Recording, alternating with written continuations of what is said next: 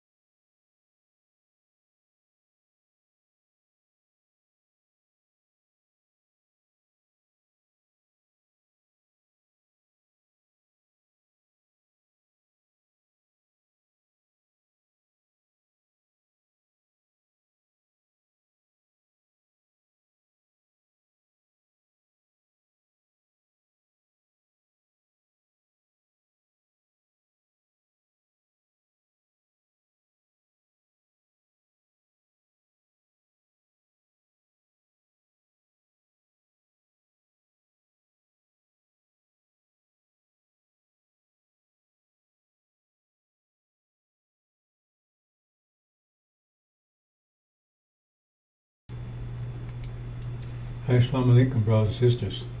Sulman Rahim here, National Covenant. Break out 7 seals.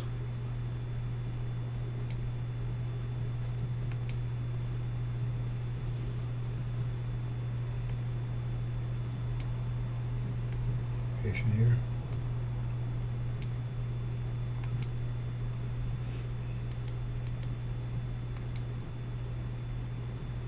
So these clowns here, brothers and sisters, their time is run out quick. They don't know how quick it's run out.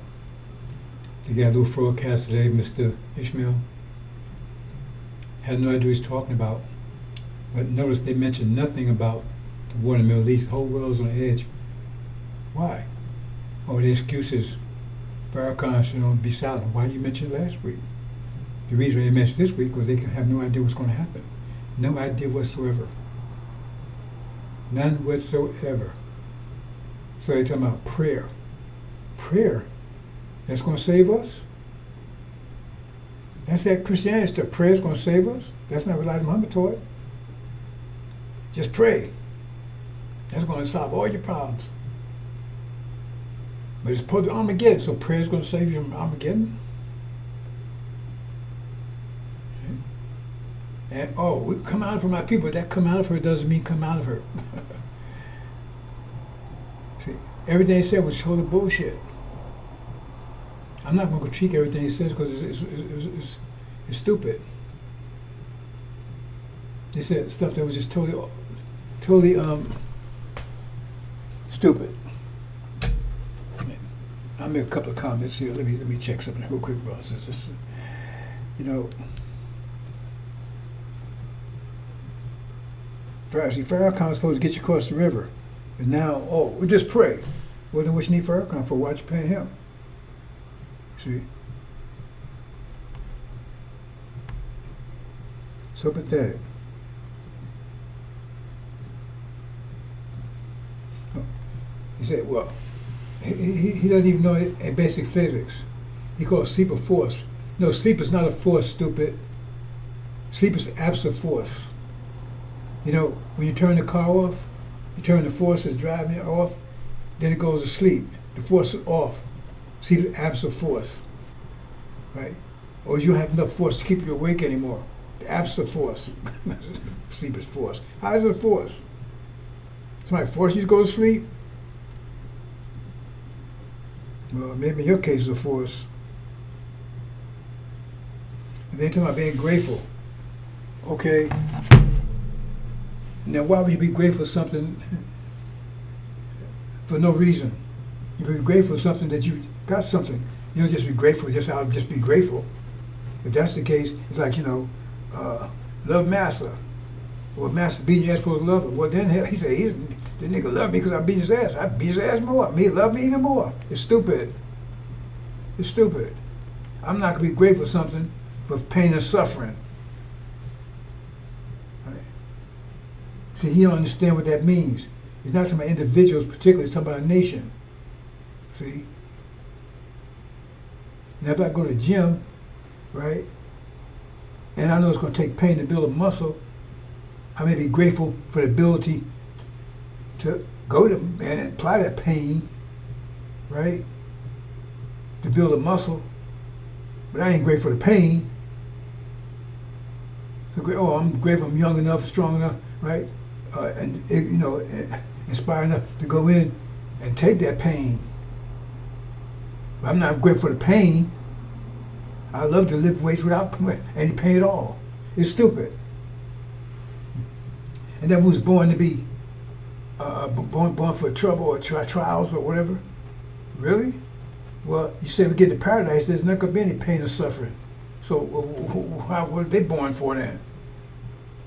Why would they be born for pain or suffering? There's not going to be any such thing. So he had no idea what he goddamn he's talking about. Nothing.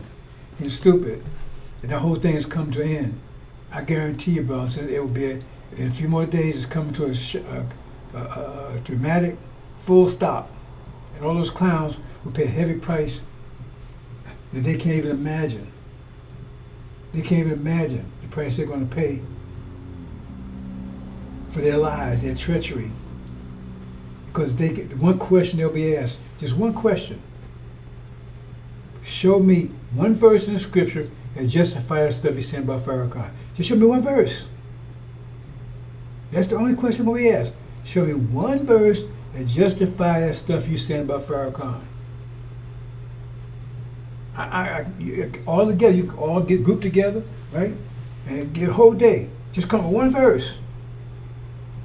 In the Bible or the Quran, just one verse that justify that he's all that stuff you say he is. One verse. Because they can't. It's impossible, because it's not there. Because Moses came, even in the Quran, he grabbed Aaron by it and wanted to kill him. So if you're saying Elijah is Moses, then show me, and if so Farrakhan's probably Aaron, show me one verse that justify that crap you're saying. Because everything it says, he's bad news. If you say Peter's bad, no matter how you cut it, he's bad news. And just show me one verse. If you can't show one verse, then we're gonna let the horse in on your ass. Because you have to convince them why they shouldn't tear you apart. Your own people. Because that's what it says. Moses, when he came back, he separated those that was there. They wasn't supporting Farrakhan, they was just there. Because like they say, dirty water is better than no water, so they say, I'd rather be there than out in the streets. And it says, they were with the Lord, so they wasn't with Farrakhan, they wasn't with Aaron. Come with me. And then what you do? Go and wipe all them, wipe all Aaron and all those people, wipe them all out. That's what it said, and that's what's going to happen. But it's not going to be that quick. So, like I say, most grievous chastisement. All liars and dogs over here. Treachery. They don't know what the hell they're talking about. And they can't find anything to justify Farrakhan. That means they know they're lying. That makes it even worse for them. You want brothers and sisters. The quiet before the storm. As you're experiencing right now, brothers and sisters, why didn't they mention anything at all about last week? Oh, Farrakhan told us about the war in the Middle East. Okay, well, then why are you not saying anything? Because they have no idea what's happening. And Farrakhan's, right, he's incapacitated. Remember I told you a year ago? You haven't heard from me near a year. I told you a year ago, I said Farrakhan's been incapacitated. He's been diagnosed, right, with mental problems. Got a presentation out there. That's before they say anything. And all of a sudden you heard Farrakhan since then. Nothing, zero. See? So the point is, they said, well, he ain't dead. Well, he may not be dead. He may be fully alive, right? But that don't mean he's mentally competent. Because he was mentally competent, right? they would have something. He would have gave a voice message, something. Hey man, everything's okay. Hey, happy Savior's Day. Every day's okay. I'm good. I'm just God's gonna be silent. I'm taking a break, whatever. Some kind of voice message. You don't even get that because it ain't coherent. But he's gonna be made coherent in a minute because fire will. I don't care how crazy you are, how insane you are, how much Alzheimer's you got. Fire will burn your ass. You snap out of it quick. Nobody will say to me, I don't know what that fire is, right? I can't remember, right? No, you know. It'd be clear as day. It's burning your ass. So let me say this again, because I need for those of you that can't understand what his trick is, because this is a new trick they've been doing. They've been doing something like this, but they really kind of like the devil kind of like took and refined it. The problem is that they can't really go. See, they would go AI on you. They would have to have Pharaoh actually. See, Elijah Muhammad's not a dummy, but they would actually put words in his. They would actually have animated and have him saying this stuff. Only problem is they got too much stuff out there on the internet and messing blackmail and everything else. So somebody could easily show that that's fake. So they do a second. They look the next version. They can't go full AI. That's if they want to, because they could. They would have Elijah actually stand there talking next to Farrakhan, saying all this stuff. See, he changed his mind, and God told him, says, they would have that. See? But they got me. So come on after me if you want. See how that works out. But see here, Elijah Muhammad's not a dummy, but Farrakhan uses him as a dummy. Like I've mentioned over and over again, you have a ventriloquist, you have a dummy. Now the dummy's moving his mouth, but it's really the ventriloquist talking. Right? So the dummy said all this kind of stuff, and the ventriloquist is the one talking, but it looks like the dummy's talking.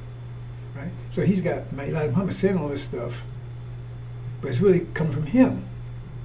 But the trick here is he's telling you that the dummy is really the teacher, and whatever the dummy's saying, he's gonna he just repeat what the dummy said. But the dummy's saying what he said. So actually, this is all the stuff he's saying. Elijah ain't saying none of that stuff. That's him. But he put it in Elijah's mouth. And they getting away with it to some extent, some people. But their time is running out, bro. So I'm telling you, he will be gone in a few more days. Definitely before the end of the year. It says he'll be gone while the war is going on. While the war is going on, they refine it. In chapter 12, it says, well, it doesn't say exactly that, but it says it's during the war. But it doesn't say was before or after. But when you go to Exodus, it tells you. Because when Moses came down, it says there was sound of singing, but not the sound of victory or defeat. That means sound of war, rather. But it wasn't sound of victory or defeat. So this happened while the war is going on. And this war will continue, I said, until the end of the year.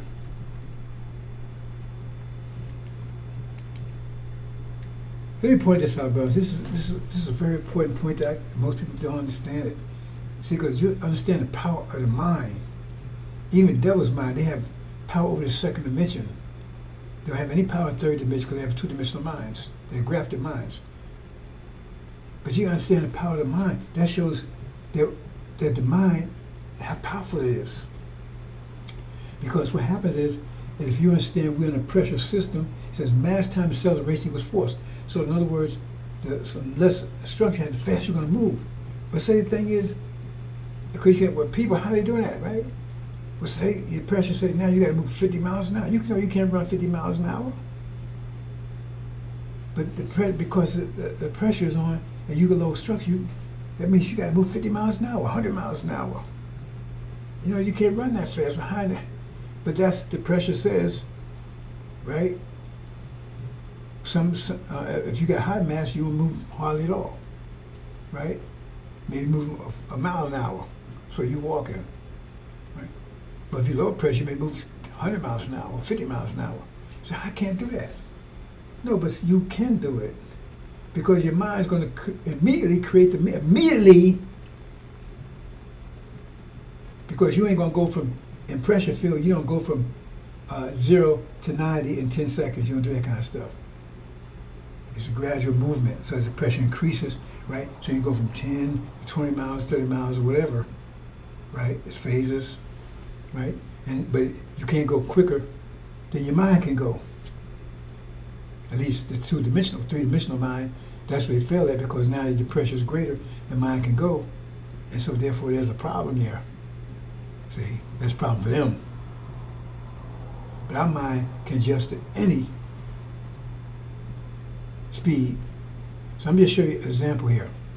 So say for instance, okay, the pressure says you got to move 10 miles an hour. You can't run 10 miles an hour, right? So your mind immediately start, as soon as, it doesn't do it, like I said, you're not gonna go to 10 miles, you're not gonna go from 0 to 10 miles immediately. It may take your pressure start moving, so it moves maybe a mile an hour every week. So you move, so it may take 10 weeks to actually get 10 miles. You understand? You're not going, right? But your brain is moving faster than that, think faster than that. So your brain, it starts developing what you need to move a mile, 2 miles, 3 miles until you understand what I'm saying? Start developing that immediately. Maybe you understand, once you start thinking mathematics, you understand what I'm talking about. So what happens is what? Boom. You come with a horse. See? Horse is a man-made, they made horses like from zebras and something else, I forget. Because horses, they're not the original creature. They can come from a mixture of other creatures, like a mule. A mule is a mixture between a donkey and a horse. I think a donkey and a horse it is, right? That's a mule, right? See, so in other words, you come, let me, because you can't ride a zebra. So you got to mix with something that you can, right? You can tame. So you come, oh, now I can move faster. Because the pressure is causing me to move faster. And so my brain's going to create the situation for me to do that. So then now you go, now it's not fast enough, right? Boom. You go, car. Okay. See, because the point is that, remember, the devils move faster than anybody else. See? So without creativity, if we had creativity, they still would call it something. It wouldn't be quite as sophisticated as this. But our creativity made it easier for them. So they moved faster. So that's where they come up with all this stuff. Because they need to move faster. So you think that's innovation? No, it's not innovation. You think it's innovation? You think no. If you understand mathematics, it's evidence that they move faster than anybody else because they got a weaker structure. If you understand, that's why you understand these principles. You understand pressure. You understand pressure works. That means the weaker structure moves the fastest. They think the fastest. The more complicated structure will think slower, but deeper. See? So you look around and say, who's the weaker structure? They're the ones moving around the fastest. Who move around the fastest? Europeans. So they move around fast because they have developed the means to move around faster. And plus, right? And when you move around faster, it means you have more collisions. More violent collisions, faster, more violent collisions, because pressure means you're conflicting with each other, right? Interacting, and the acting is deeper and more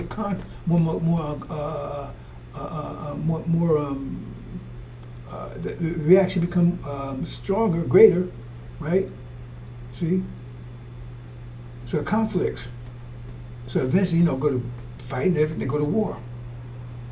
So that's why you see Europeans move around faster. They're in the wars more often.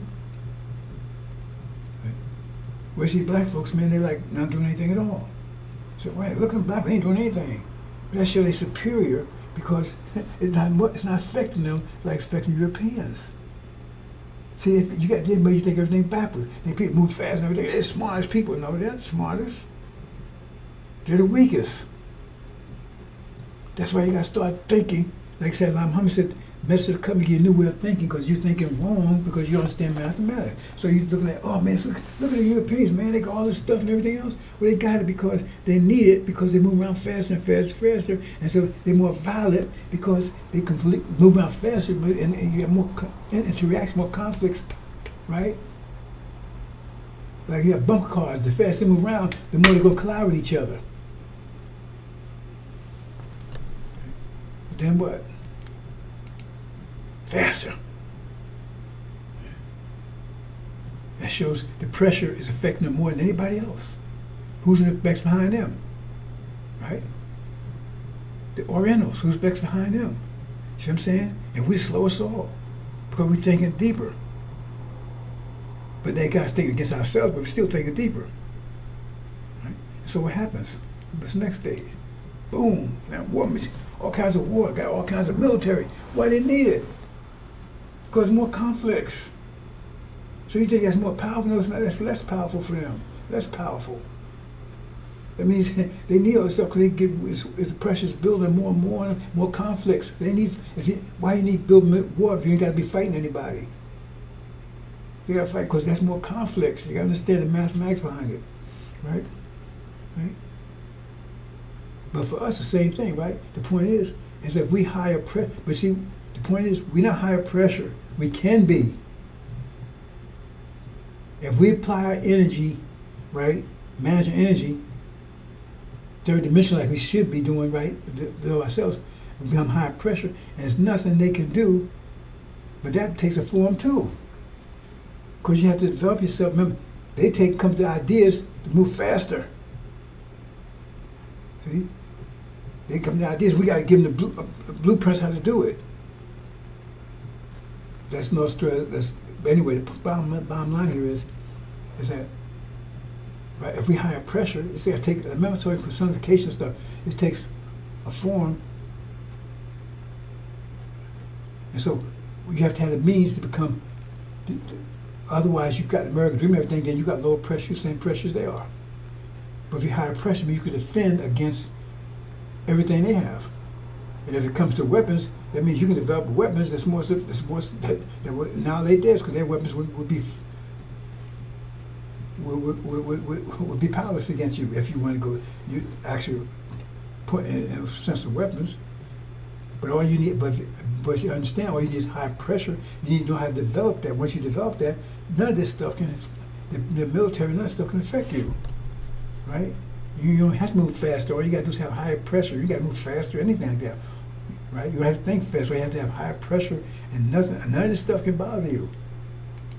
Right? And that's the means. Your mind has to come up with the means, right, to achieve higher pressure, where there's nothing they can do.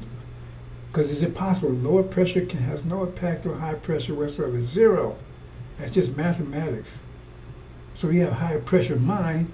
There's nothing their mind can produce can overcome yours. Okay? And so you have to have a mind.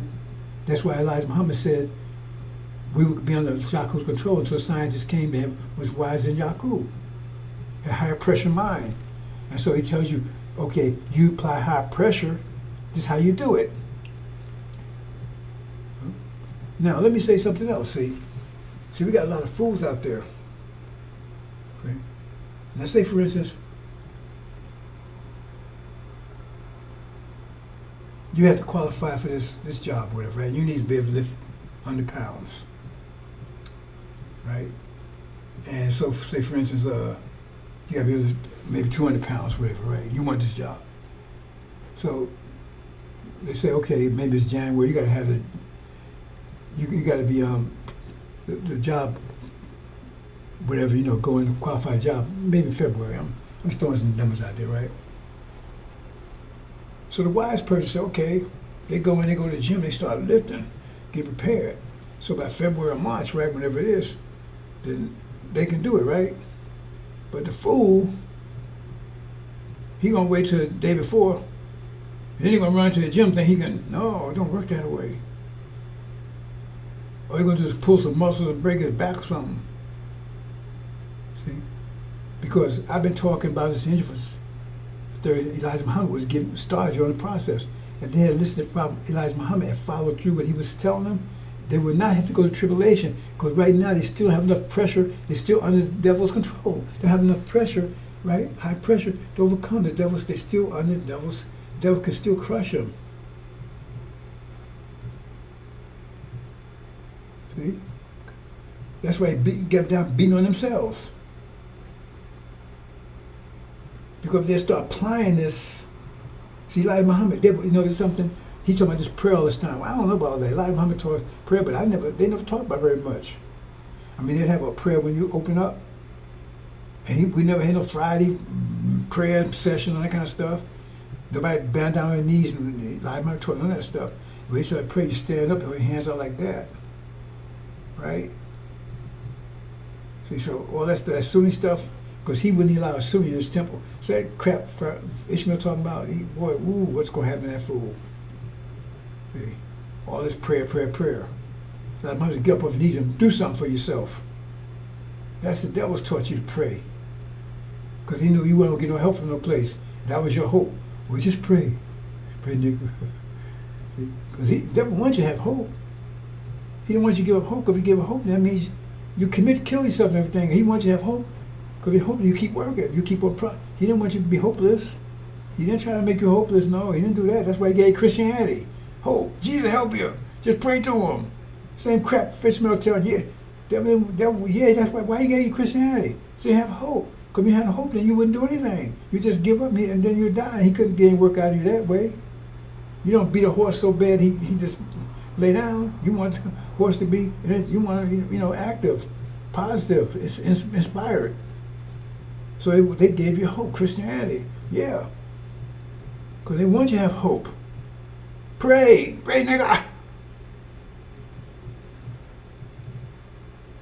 Then as long as you pray everything else, amen, they're gonna, because you got hope, so you keep on working. Because if you didn't have hope, you wouldn't work anymore. You just die. You just kill yourself, whatever. A lot of black people did do that. They off themselves on the way over here and doing here too. He wants you to have hope. Pray. You won't get no damn answer. Pray. You pray 40 years, you ever get an answer? That's Ishmael. Pray. What you been paying Farrakhan 400 years for? 40 some years. They tell us to pray. Now they tell us Armageddon, and now the answer is to pray. That's the answer. That's your answer. To pray. And you only tell who to pray to.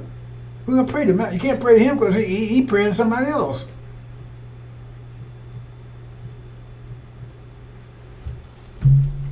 Oh boy. Ooh. And see, that's what happened. Because I said energy management. So if you heard about this 5 years ago, or 6 years ago, or 10 years ago, you should start applying it then. Because now, you gonna jump in the gym now? You ain't gonna be ready. Most of our people gonna have, that's what I said, a lot of people gonna have a lot, that's what tribulation's gonna be hard on our people initially. Why? Because they don't have the means, right? So the mind, they don't have their own mind. First, they got to get your own mind back. It takes a while. The old mind takes energy to get that mind. It's like, okay, you got to build your muscle. Okay, it takes a while to do that. So that's why a lot of people are going to be lost initially. And they got 5 months.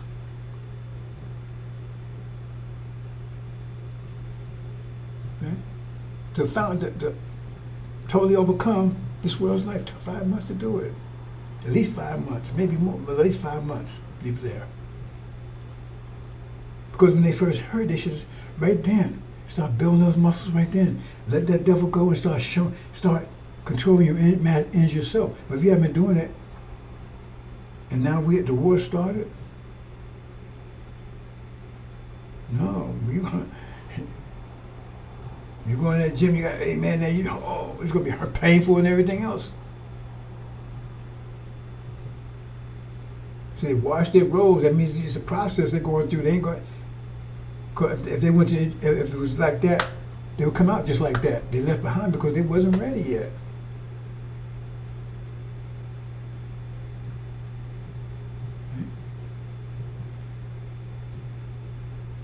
So no head be harmed once you achieve that level. I don't think people understand that. Because if you achieved it initially, then what's the point of being here? I seem like I have to say it because somebody told me I need to say it like that because it seems like people thinking I'm saying is like I'm saying, okay, once the war start, right, and and they attack, or say you're going to have high pressure. How is that going to happen when you ain't done anything to do? All of a sudden you're going to take a pill, and all of a sudden you look at the Hulk.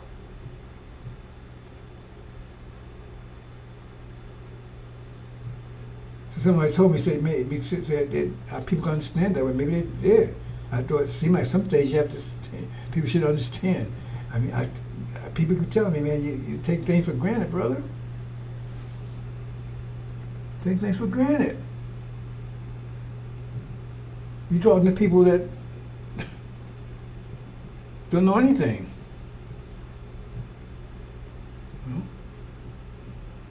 You don't go from 50. You don't go in the gym and come out like the Hulk in 5 minutes. In 5 months. So if people start out and they don't know any of this, and you say they're gonna make a slot. First night gonna make a slot, right? They're gonna do some zakat and Hajj. They're gonna achieve all that. The first day, because once they make slots, everything's cool. Hell, I've been making 30-some years. So that's why I need to keep making it. They gotta know. That means then they're on the road to it,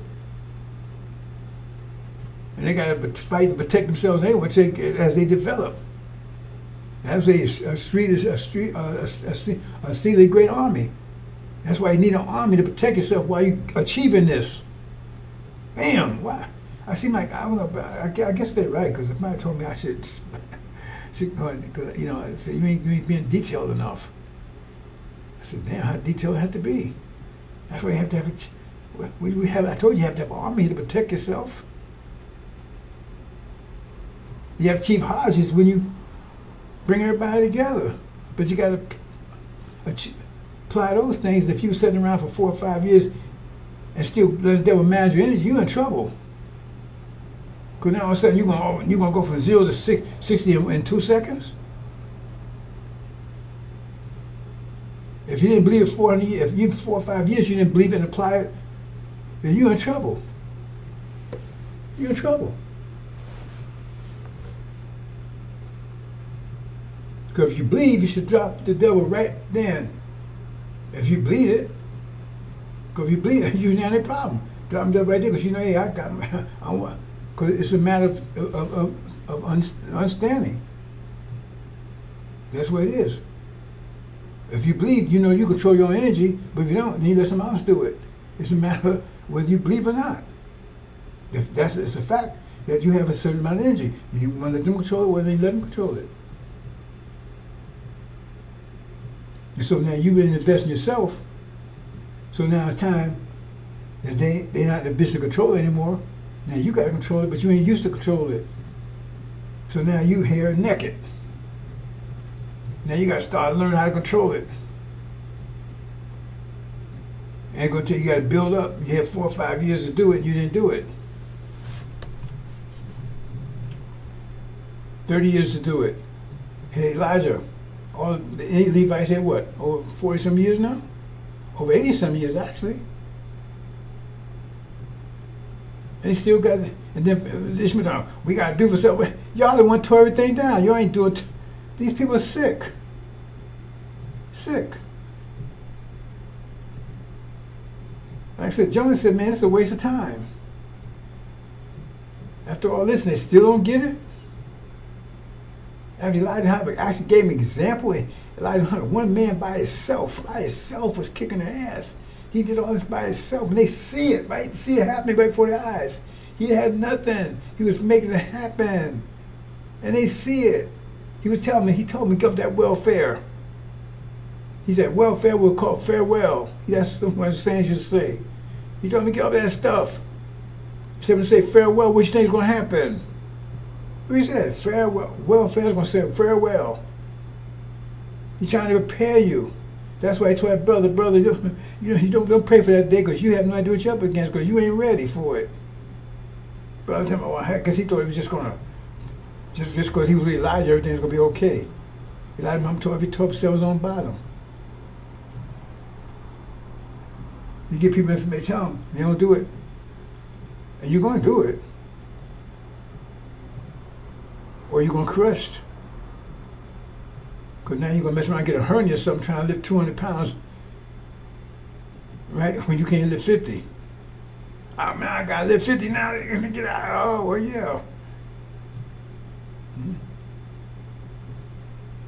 That's why I go to tribulation. If those who are prepared, tribulation be for them. If they prepared, then they won't have any, it won't hum in their head. If someone was half prepared, then it'd be maybe a month or 2 or 3 weeks before they get to that stage. If they ain't prepared at all, they may not make it all. Because they're going to catch hell all the way up until the end. Because you're going to continue catching hell until you overcome that. Your pressure becomes greater than this. You got to apply that. That's the way. That's the means to do it. Mind pressure greater than that. That's why it says all about the mind. You had to get the mind back. Why do you keep talking about the mind? They didn't say you had to learn how to make bullets and make guns. They said you get your mind back. And that's the means to do it. And it takes work to do it. You got to apply energy. So if you apply energy other place, invest your money other place, you can go back and say, give my money back, put it on this. No. That money's lost. That energy is lost. The only thing you're going to get from Master Prophet Muhammad is food, and also the fact is that he going to put an end to those that distraction your energy. Now some of you going to keep trying. Well, let's try to rebuild America again. Some fools want to try to do that stupid stuff. It's the Farrakhan's what you be doing, but that energy was wasted. So now you invested no energy in this, or very little, and so now you're not protected from all this. And so now you got to start investing energy in this. You don't have any distraction anymore, but still, how long is it going to take you to do that? So in the meantime, you're catching hell.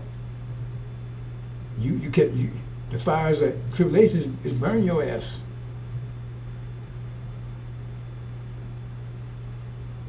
Maybe you get 30-degree burns, maybe you get slight burns, but it's burning your ass until you mess around and achieve higher pressure than this. Dan, you don't have to worry about anything. So I don't know if I made that clear enough. Anyway, let's move on. One heaven, people keep asking, why the Rand stock was... See, the thing is, the Christians say they would come as a whirlwind, but when you think about it, they did come out like a whirlwind, but I don't know if they're actually whirlwind they said, but they did come to them as a whirlwind, because they weren't false Israel wasn't expecting that. And everybody's saying, why you stop? Because false Israel was on their knees. They was on their knees. They still, until right now, they won't publish all the damage that's done. And the rant said, the worst is yet to come. Where's it to come? Because they didn't ask for peace, they didn't ask for pause. That was false. Israel asked for pause, and they try to say that it's coming out now. They didn't ask for it. But they can't say, why did you go along with it? That's still a question. And false Israel, like I said, the economy was being devastated. And actually this pause helps them because now they get more weapons or whatever they need. But still the economy, the infrastructure is severely damaged. The airports are shut down. The electrical grills were shut down, right? And they said they were about to hit this water purification plant, desalination plant. That they can't even drink any water.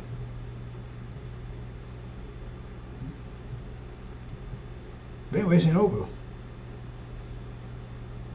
I told you the dilemma. False Israel have any choice. They got to take Iran out, because they know once. They know America, the Christians still want them dead. I explain that to you, brothers and sisters. So right now, it's a pause. It's not even a ceasefire. Because ceasefire is like, agreement. It's just a pause. They say it's a pause, not even an agreement. They said, false Israel, Iran didn't agree to anything. They said, okay, well, not an agreement. It says, since false Israel's not shooting, then we ain't shooting.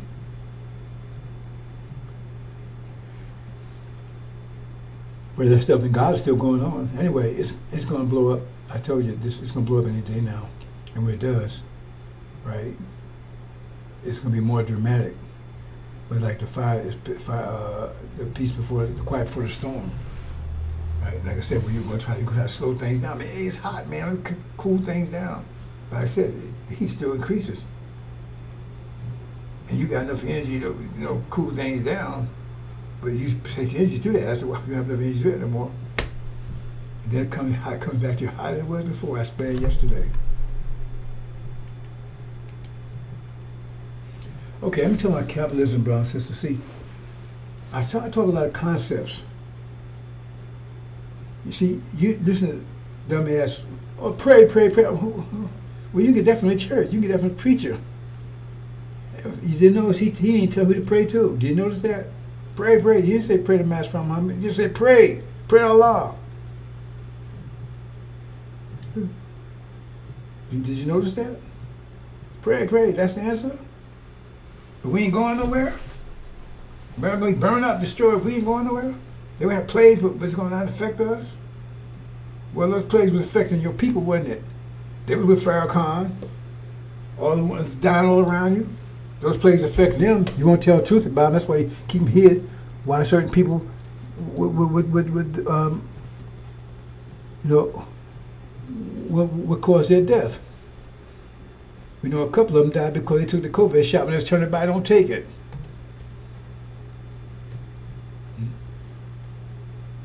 They praying to help Farrakhan did it. And you can't say that's that difficulty, because difficulty is something that you recover from. Curse is something you don't recover from. You got cursed. You think that's, I just got disemboweled. I should be grateful because I got disemboweled, because that's a mercy, right? Because it's a process by man. How me better? How be better after that? What was going to make me better after being disemboweled? I'm going to give you a boyfriend? That's going to be better? Oh, now I'm disemboweled, so I can have me a boyfriend now. Man, he's good. He's Big John. So that dumb shit come from over there?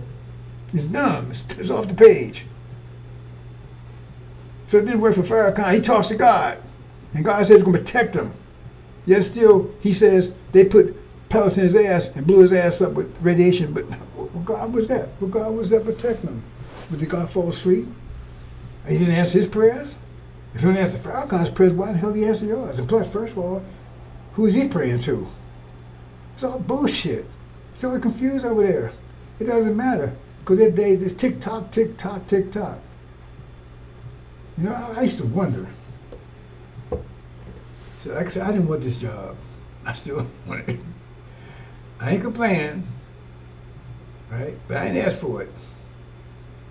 And he told you about Isaiah. He said, Isaiah, right? See, Isaiah is also the Son of Man. All these, I told you, they're all about this.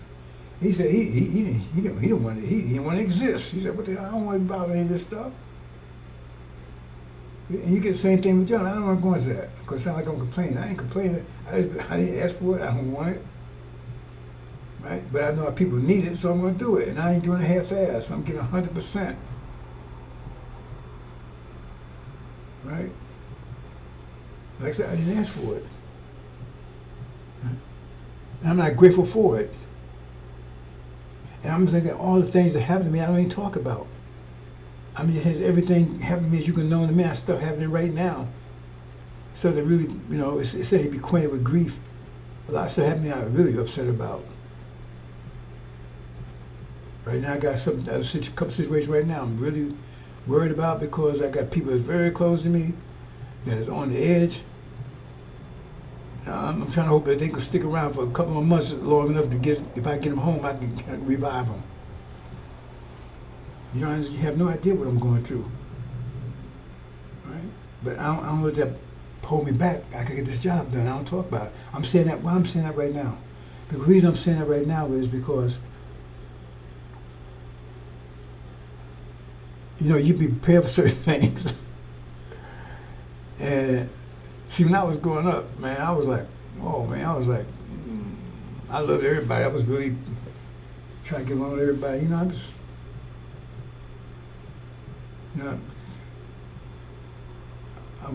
was a very naive, and I like to learn stuff, right? But as I got older, I didn't get bitter.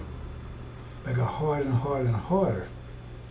And I started thinking mathematically, and things seem people would dismiss it. You know, they say it's cold. It's just mathematics,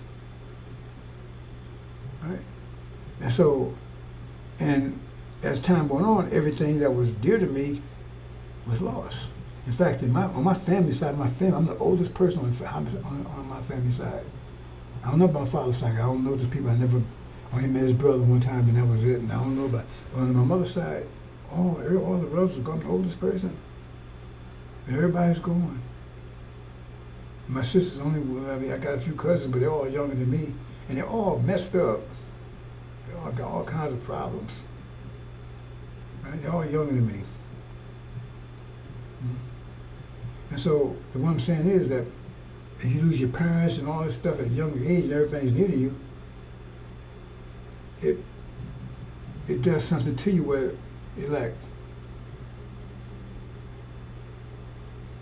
it hardens you, right? 'Cause I mean, if you got, like I said, I don't know how to say this. See, if you got a lot of contacts with a lot of, you know, your family members and everything, so you know, you're in that mode. So you know, you but if you don't have that, you get immune to it. It's like scars or something, right? So you get a scar right now, your skin's harder than you was before. So I don't want to say I'm hard in my heart. I'm just saying, I don't know how to say it. It prepared me for what's about to happen here. Because all that's why I have trouble with my children. Because they expect me to be this lovey-dovey type person. I don't even know what that is. Because I never had that. See, my mother died at a young age. Nobody was lovey-dovey with me. I had to fight. You know, my father was tough. He was hardcore. And everything I've done in my life, I had to fight for it. Nobody did a damn thing for me ever. Right? So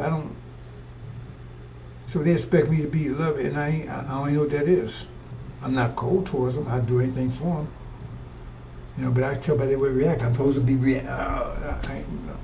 stuff they see on TV, that Bill Cosby stuff. That ain't me. Because that's life made me that way.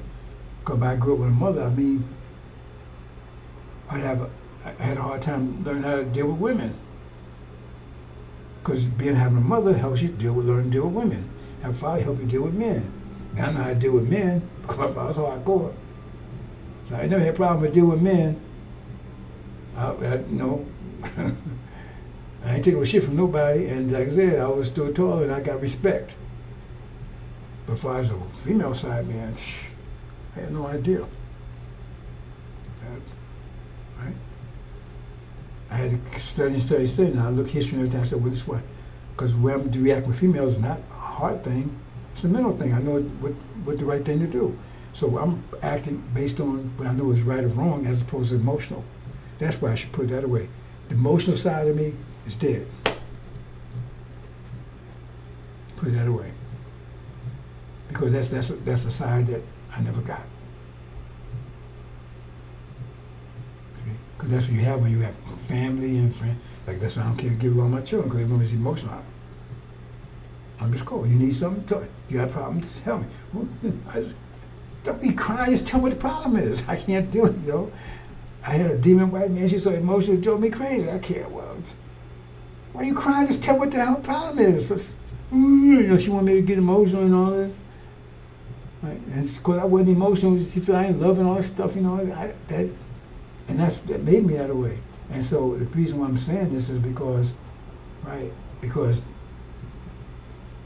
the war's on right now, and what we're going to be dealing with, you have to be totally emotionless. Totally emotionless. Because if you got emotion, you ain't going to be able to do it. So I've been prepared for this, right? I don't like it. But now I thought about it. I said, oh yeah, I see what I see. The job I got to do, I got to be emotionless. Because I'm going to see stuff, because I look at what it says that we have to do, and how we have to react to things, how we got to deal with our enemies and stuff. You can't be emotional to do that. See? I mean, do it mentally, but still we still got emotions. Men got emotions too. Some men are more emotional than some women, if you want to be that or not. But the point is,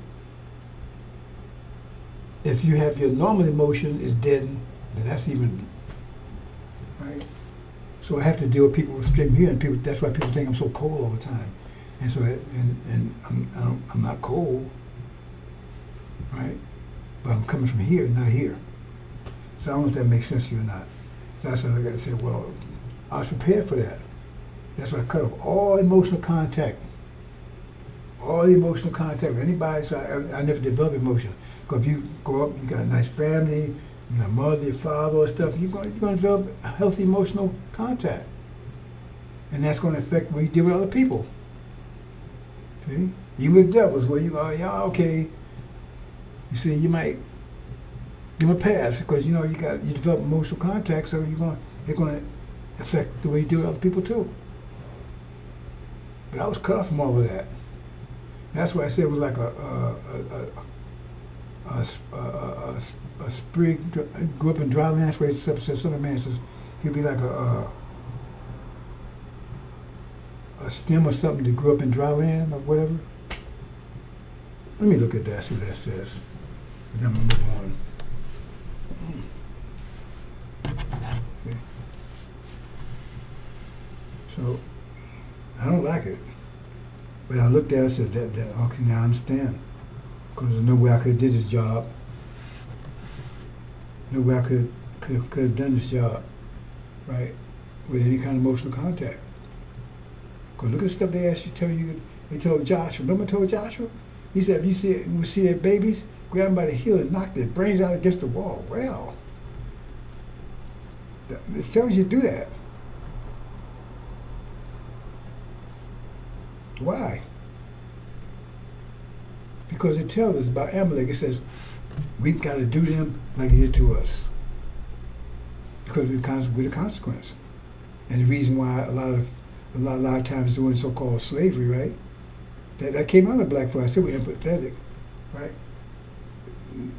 There was even on all the hard cards, they're still forgiving. That shows we're very forgiving people by nature. But that had to be cut, because if it stayed that way, the dam would stay up and they would keep persecuting us forever. So somebody had to come along that would break that cycle to get us home. Because when we get home, then we can be nice and peaceful towards each other. Because right now, we got people loving them more than they love each other. See what I'm saying? So it's working against us. Elijah Muhammad said it was working against us too. Because he said one of the reasons why they took out a lot of people from slavery, because they couldn't believe that people would do stuff like that to other people.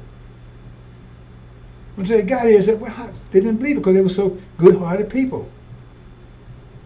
So they need somebody to come along that was cold-hearted to deal back with them. Because how you going to do to them and they did to us unless you got to be cold-hearted, because you got to be as cold-hearted as they are. It's not, brothers and sisters. It's not.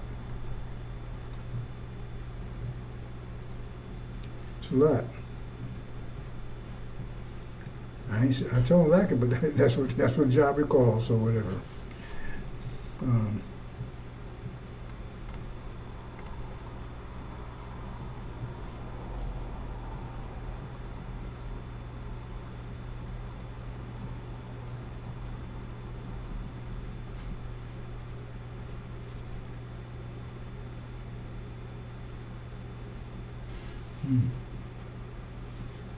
Let me see what this is.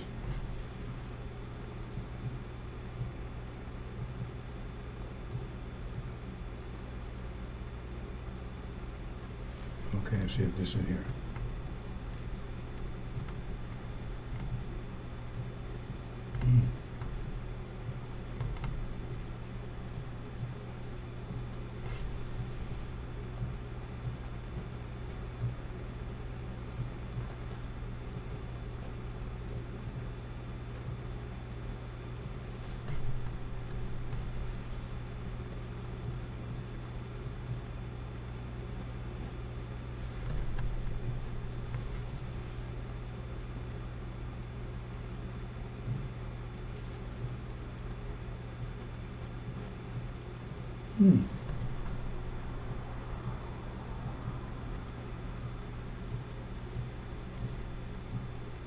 Okay, I can't find bonuses, so.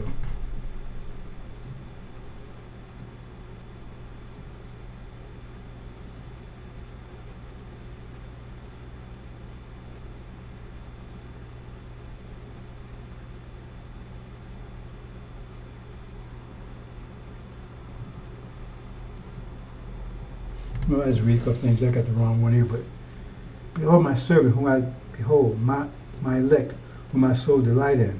I put my spirit upon him. He shall bring forth judgment to the Gentiles. How can you bring judgment to Gentiles? Right? Because he'll be them just as they were to you, that's judgment. He shall not cry nor lift up nor cause his voice to be heard in the streets. Right? A bruised reed he shall not break, and the smoking flax he shall not quench. He shall bring forth judgment unto truth. He shall not fail nor be discouraged till he have set judgment in the earth and the isles, and wait for his law, I'm just going to read that much.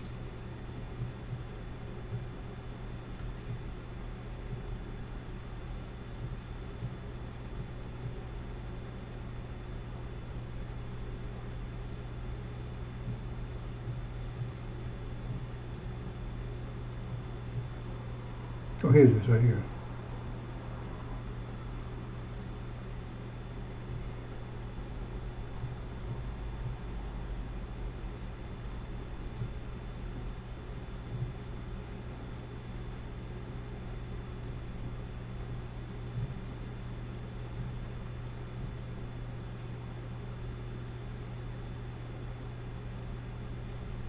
Anyway, it says like a reed that grows up in dry land. So I'll find it some more time. Right. But why am I saying this, bro? I'm saying this because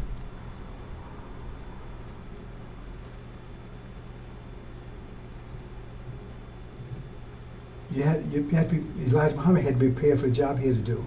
You just couldn't pick anybody. They tried to make like Elijah Muhammad tried to run away.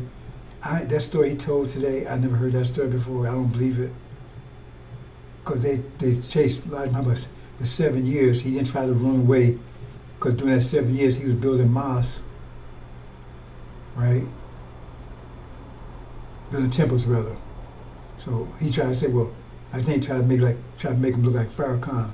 He got on a train, he was going to Mexico. He was going to leave the country, go to Mexico. I don't believe that for 1 minute. I never heard that story before in my life. Let's move on, brothers and sisters. I got a little distracted here. Anyway, capitalism. Now, I told you about capitalism. I'm just trying to get some deep concepts here. I'm trying to understand how the universe works. Now, right now, because of energy deprivation, right, because all the energy used to be out there, out here is there, we saw energy deprivation. So energy deprivation, what would, like wintertime, what would the law look like? What would the justice look like? What would everything look like? You know, what would environment look like? Because everything would change. And if it's wintertime, right, then you look for fans and stuff, right? You look for stoves and stuff. It's a whole different, and people understand that. So we're like in the winter season now. And in the winter season, people that love winter, they'd be the most successful. And devils are winter people. If you're a summer person, in the wintertime, you're with cold freezing, and you be asking, hey man, can you help me get warm? See, you're under their control, because they know how to deal with the winter. You don't. But when spring comes, now it's your turn. See? Now, when I say capitalism is a system that didn't come on the earth until energy deprivation. So we've been 3 years and there was no capitalism. Capitalism, I told you, is a system, massive profit, minimum overhead, and it's slavery by definition. Now look at what they say. Google it. You Google capitalism, and I'm not making this up. Because capitalism is in its modern form emerged in Europe between the 16th and 18th century during the time slavery started. I told you we was the commodity. Capitalism is slavery, evolving from agrarian capitalism and mercantilism. It is an economic system where the means of production are privately owned and operated for profit, with capital accumulation, free trade, and wage labor as key characteristics. They try to get a nice form, but I tell you when it started. I told you capitalism started. And I'm gonna show you. Let me show you the next thing here. See, because you got to put it together, because they ain't gonna say it too clear. Because I want you to understand what the hell happened here. Capitalism was slavery by definition. See, that was the economic system. So they just call it capitalism. They was already practicing this. Let me show you. See here, Wall Street. Google it. Wall Street's history is deeply intertwined with slave trade. See, that's the economic system. Wall Street is economic capital, isn't it? Initially served as a physical market for enslaved people, and later as a financier of institutional slavery. From 1711 to 1762, a slave market operated at Wall Street where enslaved individuals were bought and sold. They wasn't using money, you was the money. Beyond direct sale of slave people, Wall Street banks and financial institutions also played a role in finance and expansion of slavery and profited from the slave. See, you don't know this stuff. You're not a capitalist. You're a goddamn fool. I'm telling you, that's what slave capitalism. But they go, oh, good capitalism. And you'd be laughing at you because I'm a capitalist. Capitalist slavery. They just gave it a name called capitalism. Capitalism is trading of slaves to making money off of people. That's what capitalism is. It tells you right here. And Wall Street was up north. It wasn't down in Mississippi. As far north you can get, and there was a slave trading place, and it had a big wall. I got another one. I don't think I copied that one. Where it said the reason they called Wall Street because they used to line slaves up to sell them there. See, keep listening to Farrakhan, these dumbass people, all this stuff. See, you can come ahead. See, you don't want if you make it to tribulation, you got to make it to get through. Some of you ain't gonna make it to it. A lot of you ain't gonna get through it because you didn't prepare when you had time to prepare, and you ain't ready, and then you still don't understand what you're dealing with. America's all about slavery. This whole thing right now. I tell you, you're still an employee. You're still a slave, rather. Employee are just slaves. But they, oh man, you ain't slave no more. You employee. They changed the name. It's like chitlins. They called it shitlins before they changed the name, so now you stupid dumbass Biden. It's shit. You see it floating on the water, and you still eat it. And somebody took pig shit out of a pen and gave it to you. Oh man, I eat that. But you eat chitlins, that's the same damn thing. You see the shit floating on the water when you clean that cloth. Why you gotta clean it so much? They actually call it shitlins. Just take the seal and put S there. They put seal. Same thing here. You're still a slave. You're still a slave here. So after I tell you to stay here, and then talking about reparations, he gonna give you 6 states. He probably be talking about God. Did you figure that one out? Where they gave you 6 states? Where they gave it to you? How was you gonna do? He telling me, well, we need to do it. Oh, it's too late now. The world's in trouble right now. Oh, now you tell people they got to get together now. 40 some years later, Ishmael. They're gonna learn electricity and economics and agriculture and engineering overnight. Who gonna run it? Even if you got it, who gonna run it? How you gonna get it right now? Anyway, America's in trouble. So what you gonna do?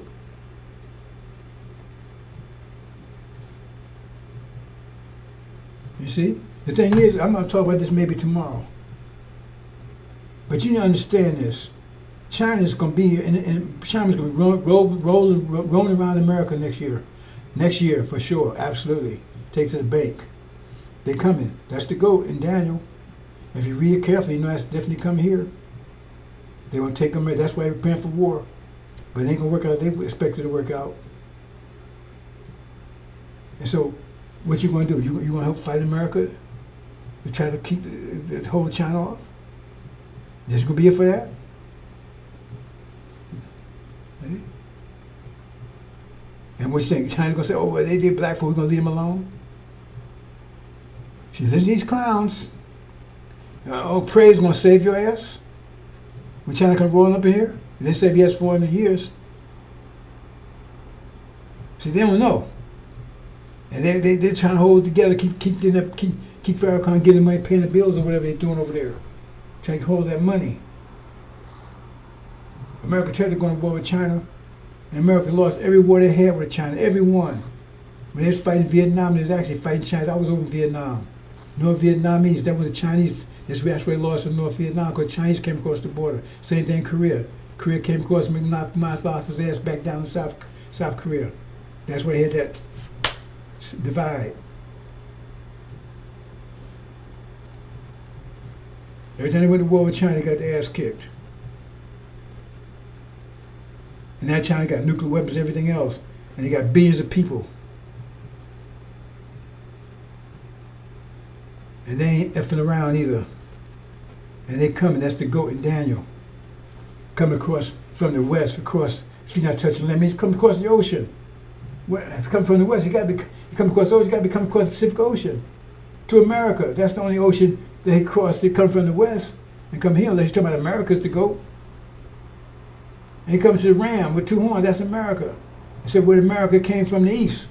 That's where it came from. They came from Europe. And they got the battle right here in America. And so the goat kicked his ass and stumped into the damn ground. But Pharaoh said, we're gonna fight for America. Stay here with that bullshit. Because he's one of them. He wants you to help fight. He's one of them. He's not seed Abraham. He says father's the devil. So he wants you to stay here because he wants you fight for him and his children. Fuck him and his children. Okay, Google it. It's right there. I told you before. I said this capitalism, that whole idea and everything, and Wall Street was all about slavery, and it's still there right now, and capitalism is still using it, and still right now capitalism is slavery by definition, exploitation, because that means you make a profit. What's profit? It means they pay you less than what you're worth. The less they pay you, the more maximum profit, minimum overhead. The less they have to pay you for something, the more profit they make. So they got you over there working at Popeyes, working your ass off, and he's like said making billions of dollars. He said, well, you work hard, you work hard, right? You keep your nose, you work hard, you be successful, right? Okay, you mean tell me if you work on a job and you're making $20 an hour, if you're making that much, and you're gonna tell me that the CEO, he's making $1 million an hour, and he's working 1,000,000 times harder than you? Is that how it works? You're still a slave. And you don't need to be a slave now. That's it. The man, he beat himself. You don't need to be a slave now. Because listen to Farrakhan and them. Elijah Muhammad was trying to break that cycle. Do for self. Start your own business, everything else. When I was with Elijah Wright, before he departed, I had very little contact with devils. We had our own bank, own grocery store, own food store, own fish market, own clothing store, restaurants, schools, the whole 9 yards. I had almost nothing to do with devils. I was a foreman of the Muhammad Speak newspaper, night shift. He was starting the process. If they had kept that going right now, we'd have been out of here already. And it wouldn't have been need for a tribulation. But you listen to goddamn Farrakhan with his bullshit.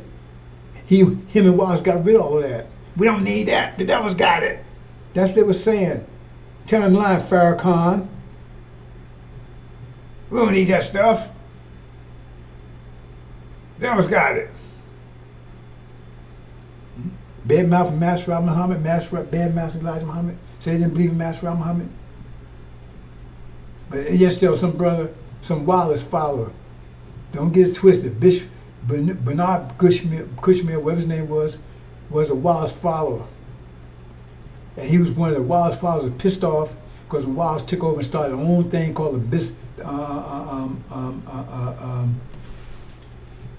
I'm losing. Damn, well, I can't think of the name of it. Anyway, okay, that's me. Maybe I'm getting Alzheimer's. I can't think of the name of that. Anyway, he started another name. I can't think of the name of it right now. Right? They got rid of the Nation of Islam.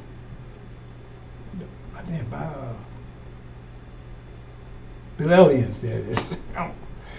Oh boy, I got so much doing, but I got too many things. I got another thing over here on the side too. So, Bilalians. You know, Bilal was the first. Bilal was a black person That was he was the first convert of Prophet Muhammad. That's what Bilal was, right? He was a slave, right? And he would say one God. He heard about Prophet Muhammad, one God, and he was a slave to someone else. Prophet Muhammad heard about him, so the thing I got all the time. I don't remember everything, right? And he heard about him. He kept saying, so I don't know if he bought him from his master or whatever, but anyway, he got Bilal free, and Bilal was the first one to do, when they do a call for prayer, Bilal was the one who was doing that. So that's a little history there. So don't think also I was forgetting everything. I don't know why I couldn't think of Bilal. Anyway, that's the history of Bilal. Basic history. Right. So the thing is that they got rid of all that. So you had 40-some years you had been trying to work, because all these people worked for devils and everything else. And then he got mad. I'm talking about, if we was alive, who killed you? We was alive. You had this, we was alive. Yeah, because y'all killed it. You and Farrakhan, you and Wallace killed it. And I pray a lot of you, eat your ass. Anyway, what's going on, brothers and sisters? Okay, let me go to other things, brothers and sisters. And then I'm going to close. See, right now, what you have, Islam is mathematics, Islam. We're told. So if you believe that, then you know something wrong with Sunni is because there's no mathematics over there. They claim they Islam. There's no mathematics over there. They talk philosophy, everything else, history, but no mathematics. So that means they had a form of Islam. They got the Quran, they got the land, they got the Ramadan, they got the Kaaba and all that stuff, right? But they don't have no math, so they two-dimensional. That's why I say I give you Islam as a religion, because religion is when you fall from the mathematical standard, when you don't understand things, the most you got conjecture.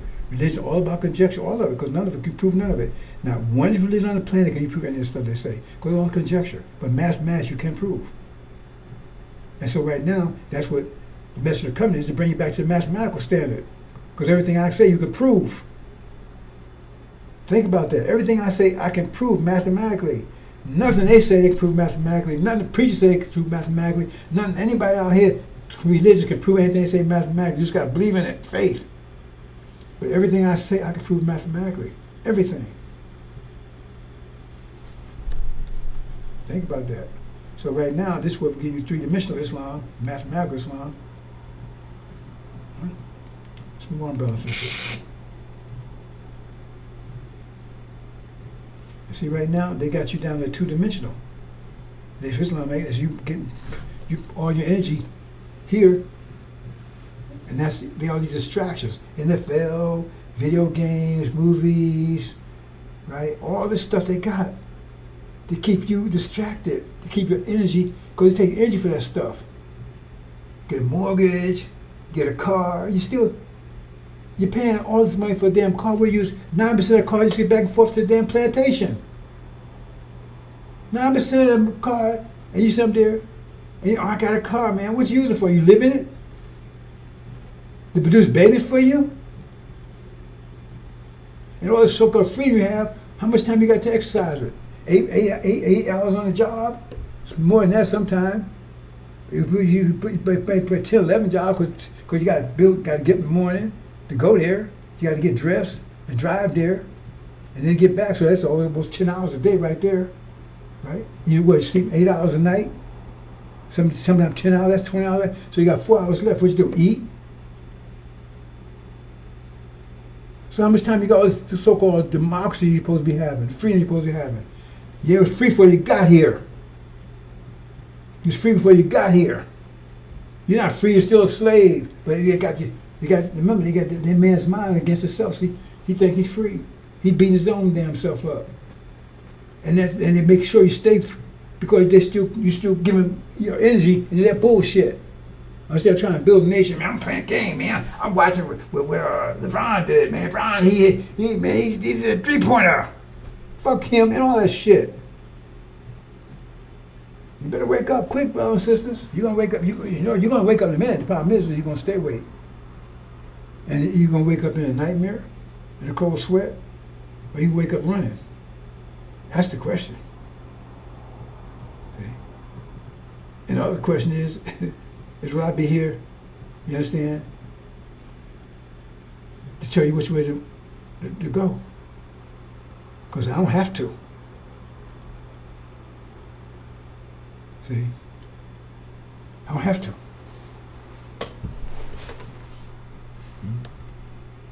Because I'm out here with the elect. And if you read story Mark, he didn't go run into Mark. He didn't go run to the man that had lost his mind. The man came to him. He said he was going to him. So he was there and he said, okay, he ran to him. Because that's where you are right now, because at some point, everybody else gave up on you. Moses gave up on you. Read Exodus. Moses gave up on you. The God gave up on you. And Suleiman was the only one. Suleiman was the only one that said, man, let's just. But the Jonah, he you know, he just went there a little the extra step. See, that by repenting, he got that all wrong too. See, you're supposed to repent of Farrakhan. So if you don't repent of Farrakhan, you lost altogether. Because the sooner you repent of Farrakhan, the better. But you're taking your time, so you hold on. See, you're not hurting me. Because I'm going to ask you to come over here. I don't care if you come over here or not. I don't need your money. I never asked for it. I'm just keeping a promise that we'll give you the information. They will be here to give information. The message will come to you. But Elijah kept his promise. What you do? Elijah kept his promise. He gave his life. 40-some years he gave his promise with prison, everything for your ass. And what you do? He wasn't going to have a second. You told him to kiss your ass. Yes, that's what you did. I heard what you said. I was there. You called all kinds of names and everything else. You turned on him. Farrakhan turned on him too. All of them turned on him. Farrakhan, well, it was Wallace. No, Wallace, you still Wallace. We got it on tape. It was Wallace 20 years later. You still Wallace. So he was a bad mouth in the messenger, and he was and all the believers was all messed up, going to jail and going crazy and everything else. Why were you still with Wallace? You said terrible things about Elijah. I'm surprised I'm not in jail right now, because I wanted to commit homicide on some of those clowns. So they were saying. And they come to me. And he had them up there going in. He had turned the temple into a mosque before they got rid of it. Took all the chairs and everything. Sold them off to make the money, because a lot of expensive chairs in there. And they told you that was good because now you can pray on the floor. Boy, they really busted your ass. They really tricked you, and you went for it. You didn't say nothing. And you turned Elijah on a dime.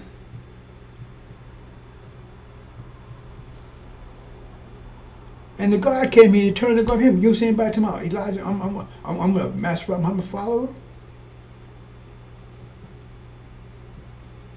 I was there, and that's what I'm saying. I didn't want to be bothered with. I don't even want to bother with. That's what John said. I don't even bother with these people.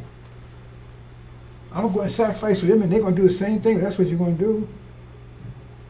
But see, the problem is, I don't give a damn whether you listen to this or not. I really don't. But I don't even do half-fast. I make sure you get it. So therefore, you ain't got a goddamn thing to say when time comes, because you can't say he come out and give us a message. So the judgment will be clear. See, Allah always take and make.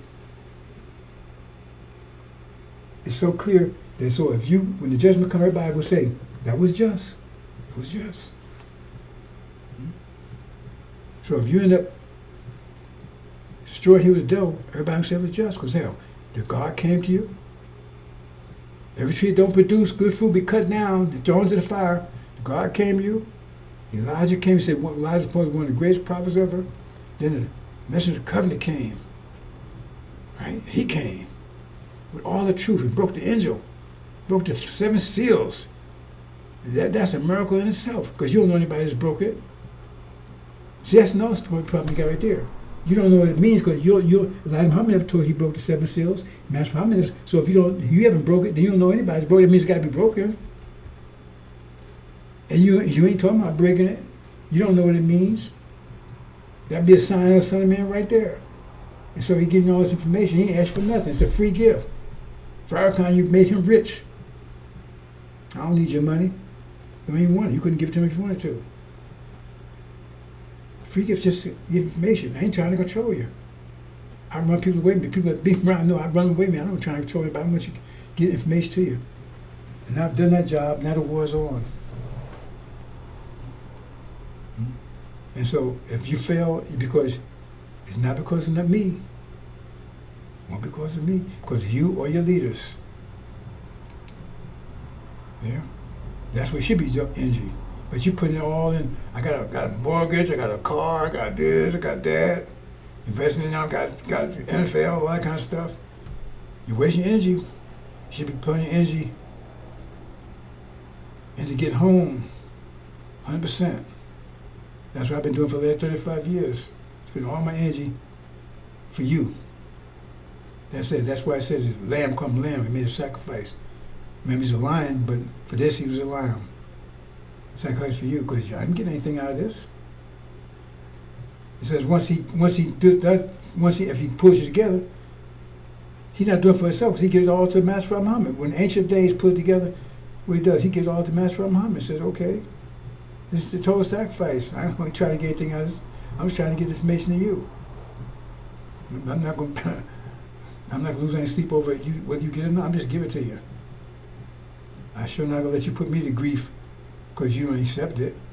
But it said I wouldn't be discouraged. And it said, these Levites, boy, it says, son of man, he says, I'm going to make your head like Flintstone, because the Levites, their head like stone. So they hard, their head like stone. When your head like Flintstone, because Flintstone break part stone. And man, I'm telling you, it's amazing. If God came to you, that should have been enough right there. That God came. And what happened? After he leave, you go around trying to kill his messenger. For 7 years, you're trying to kill his messenger. Damn. Then the messenger prevail. He goes to jail, everything for your ass. And he spent 42 years and he made wonders. He did great signs. Great signs. A man with third grade education did great signs. Look what he was able to do. You know, before he left, if you go and check the Chicago sometimes, right? The year before he left, well, no, the same year, 75.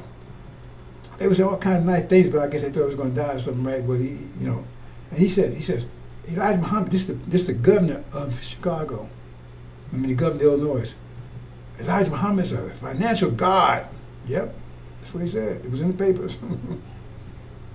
And then, before he turned the corner, man, they kissed my ass, man. He tricked us. He wasn't no goddamn good. And I said, ooh. A minute later, all praise to Allah Muhammad. Oh, the baby, and the next day, he kissed my ass. He went up fucking good. And he said, oh, man, ooh. That's what he was doing. And you knew Waz was no damn good. He was officially out on time permanently. A lot of them had banned him. So and then he came out and used worse than him. Whew. And then 35 years I've been giving you absolute truth, mathematics, and it's nothing, no scripture you can show me that proves that the Farrakhan is who he says he is. There's no scripture you can show it. Show me the scripture, I shut up. You can't. But you write down with him, and you're gonna go down with him too.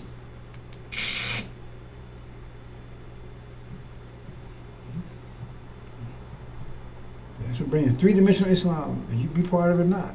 The elect will be part of it. You ain't a part. You don't make the tribulation, you'll be part of it.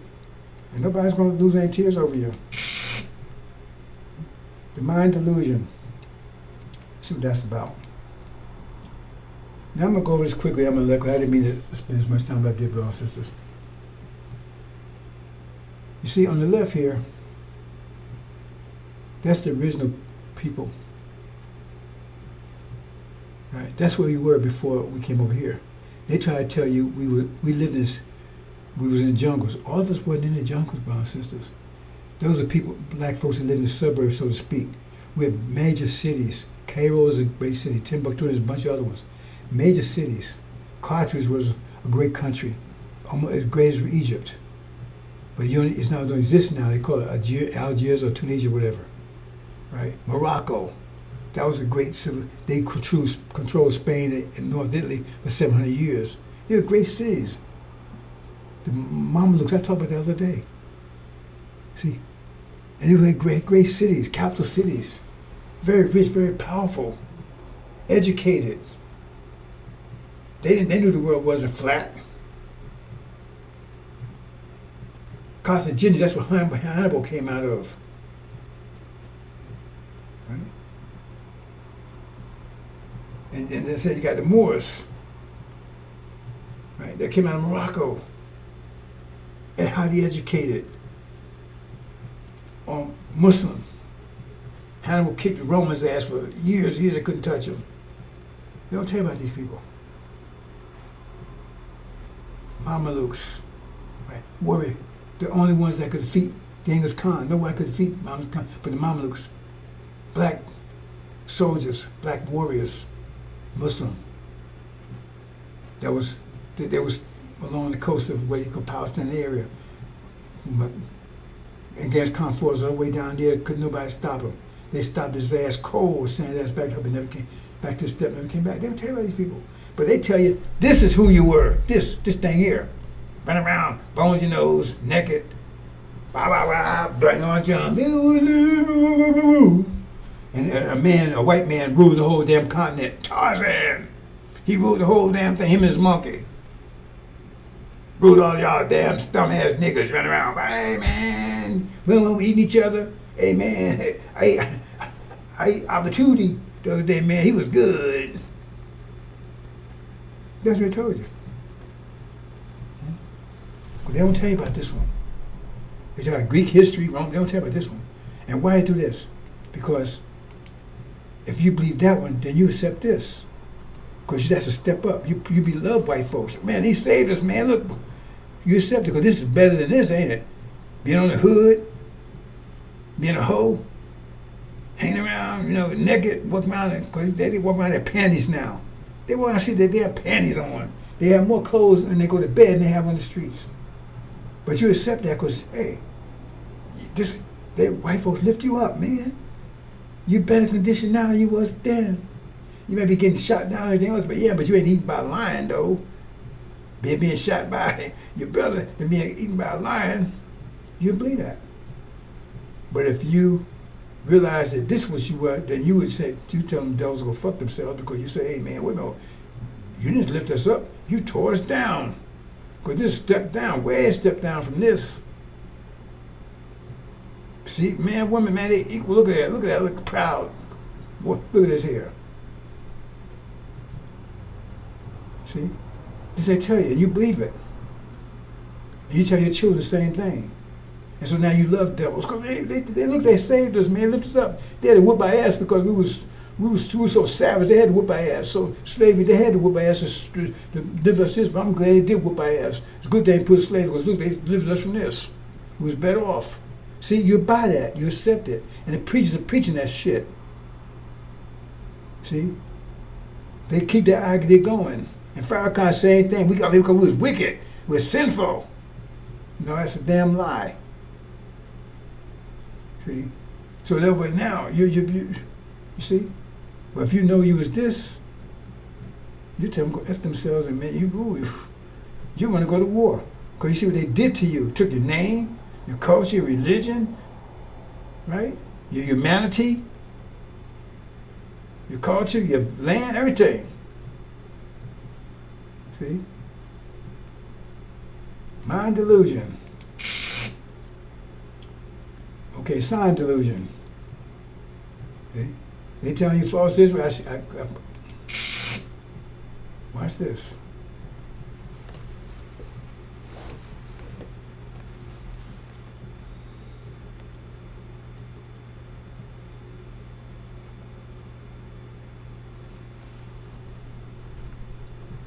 See, this happened before your eyes, bro. This happened right before your eyes. You're gonna see it.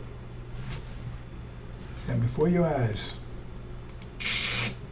Watch this happen before your eyes, see? In darkness, see that? That's a sign it tells us that they false, they're Israel. See?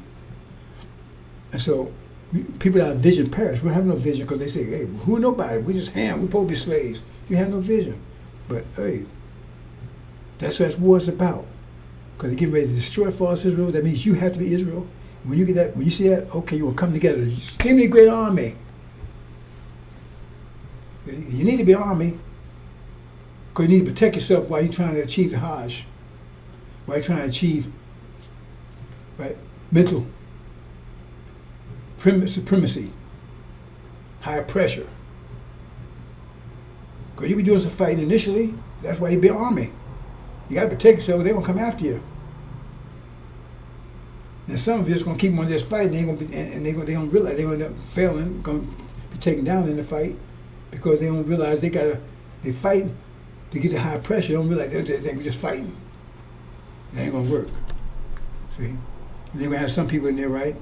Like demons and everything, gonna try to cling to you, and some are gonna make it through. Because it says it'd be two groups coming out: some everlasting life, some everlasting shame and appallment. The ones come out everlasting shame and appallment means they did not achieve higher pressure. They didn't achieve it. They asked for it. They might have been good fighters. They didn't achieve that. It's no story together, brothers. I'm trying to make it clearer and clearer and clearer. This dam is about to break. All the shit they done to us, it says we do back to them in one day. 500 years of hell can be returned to them in one day, in 1 year. So we dammed up the consequence.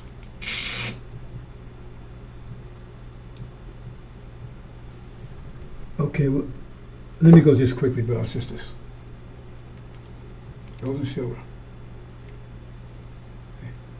We the gold and silver of America. Okay, move on. We the gold and silver of America. See, you gotta understand, they're two-dimensional people. And they can't produce gold and silver. That's why they live in Europe. Europe was a shithole. That's a fact. The so-called Dark Age was a shithole. All was disease, murder, death. They didn't take a bath. You live your whole life and never took a bath one time. They thought it was bad to take a bath. Fornication, all kinds of just war and everything. Because that's what they do. That's what they are. Right? But during that time, Africa was rich. Right? Gold and silver, plenty of it. But they when they left out there after 1,000 years, they broke out God and Magog, and they went what? Look for gold and silver. They can't produce it. All they do is shit. That's what they have there. They got tired of smelling the shit. So they look for gold and silver. And they discovered America. They started turning America to shit over. That's the story of Joseph. They knew what to do. Joseph showed them how to do it. Then they enslaved Joseph's children and descendants. He said they asked from the shit storm they was building up here in America. Right? So then he went and got his children, his descendants. And all of a sudden now you got gold and silver in America. We the gold and silver. Because we the ones why you got some innovation stuff here. I talk about, how they can move fast, but you got still the quality of it. And we was the gold and silver. Because why you say ask a simple question. If white folks come up with these ideas, how come they didn't come in Germany? How come they come in Russia? How come they come in France? Why didn't they come in those places? They're all white folks. Because they didn't have us there. They have us. We're gold and silver. We the cause of innovation. They can't tell you that. So in other words, we start, and the most base way of looking at it is that we was taking in the fields, producing gold and silver for them, cornbread, biscuits, steaks, right? Corn, cabbage, whatever. And what was they feeding us? Shit. Symbiotic relationship, they feeding us shit. But we just produce gold for them. And they take, what? It's like you taking, you give somebody a meal, they eat the meal, then they go and take a shit, and they give you the shit to eat. Well, that's exactly what they was doing. That's exactly what they was doing for. They gave us the shit to eat, and they ate up we gave them the gold and the food and everything else they was eating. They gave us shit. The Bible even says that. It says, son of man, it says people would eat pig shit. Well, I don't know, it's an animal shit. No. They went further, they said human. I forget exactly, you can look it up, right? But it said, son of man was spared. It said, well, you don't have to eat human shit, you have to eat, but you have to eat animal shit. See, I'm saying pretty close to right, but that's what it says. That's what they fed us. In trials like pigs. But we was producing, look all this gold and silver for them. That's what I was telling you. See? Yes, they did. And they made all other nations rich off our gold and silver was produced for them, was working, they was picking cotton, they was selling taking Europe, making everybody else rich. That's what it's talking about. But I see all nations made rich. Exactly what's happening. See? So we're getting the shit, a symbiotic relationship. It's like, our heads in the toilet. So they shit, we eat it, and then we go out and work and produce them the food and everything that they eat and turn back into shit. That's exactly what's happening. And then you think fish bumping them and everything else. Hey, bro, all that stuff. And that's what they did to us for hundreds of years. Your grandmother, and he's talking about, really? Well, you hold on to them. They like that, but we here. Move on.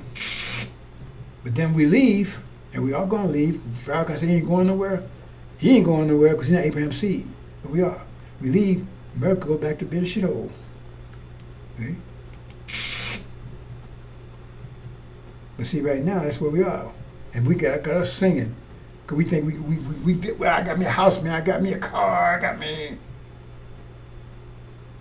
That's what it means by we was fighting, beating ourselves up.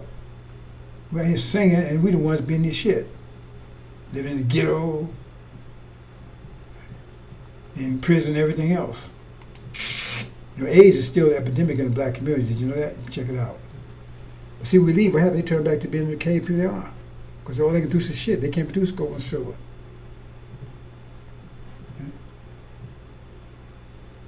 That's why they want to let us go. That's why they want to let us go. Because they said, by we taking the gold and silver, said we leaving Great Southern, by taking gold and silver with us, we plunder Egypt. That's what it means, because now they go back to being what they were. Shit.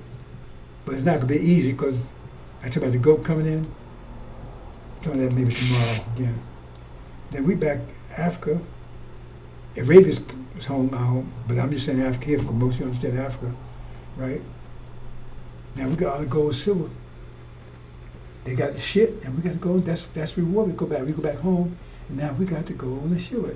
And they getting twice as much. They getting paid back for what they did to us. What they did to us, made us eat shit. Now they got these shit. You double them, and they did to us. Now they was feeding us shit. Now they got these shit, and now we got great substance. That's what it's talking about.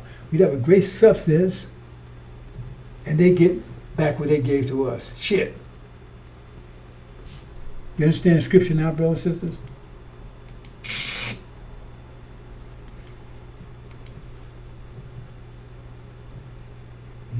See, Mass Robin came in, and people, right? Because before Mass Robin came, the people was really a man, right? Chain gang and rag and everything else. So they got a little better, right? We had, it's a process of raising us up, right? And then what? 50 years later, I mean, then to Elijah Muhammad's time, they got more inspired, right? And I say it loud, I'm black and proud. Start taking out their hair, for afros, stop calling themselves Negroes. That's Elijah Muhammad's, right? It's inspiration. And then Pharaoh come along and he turned on the background. He turned you into a clown, said, make a laugh stop before our, that's what he said Aaron would do, make a laugh and stop before our enemies, right? He said, on the one on the left here, that's the devil. You know he got devils in there? With FY uniforms on? Devils in there with FY uniforms on. Yeah. And then some message come and turn you, clean you up and turn you back to a exceedingly great army. This is going to happen soon. This year. Farrakhan could be going down in a few more days. Or this will happen before December. This war will continue on to December. It's going to heat up again in a minute. It's going to be much worse than it was before.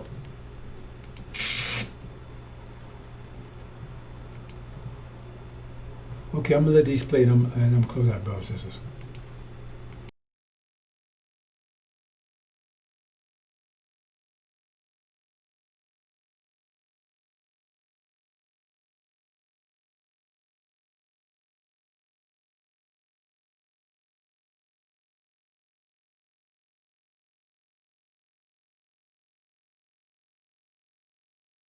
Although the Nation of Islam, does not presently advocate violence by its members, the group does preach hatred of the white race and racial separatism.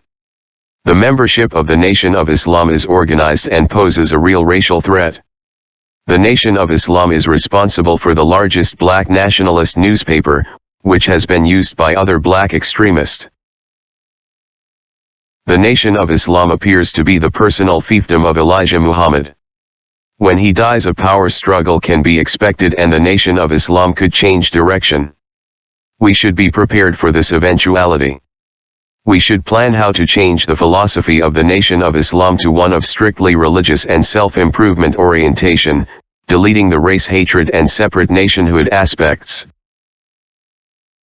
In this connection, Chicago should consider what counterintelligence action might be needed now or at the time of Elijah Muhammad's death to bring about such a change in Nation of Islam philosophy. Important considerations should include the identity, strengths, and weaknesses of any contenders for Nation of Islam leadership. What are the positions of our bureau deletion informants in regard to leadership? How could potential leaders be turned or neutralized? The alternative to changing the philosophy of the Nation of Islam is the destruction of the organization. This might be accomplished through generating factionalism among the contenders for Elijah Muhammad's leadership or through legal action in probate court on his death. Chicago should consider the question of how to generate the factionalism necessary to destroy the Nation of Islam by splitting into several groups, bureau deletion.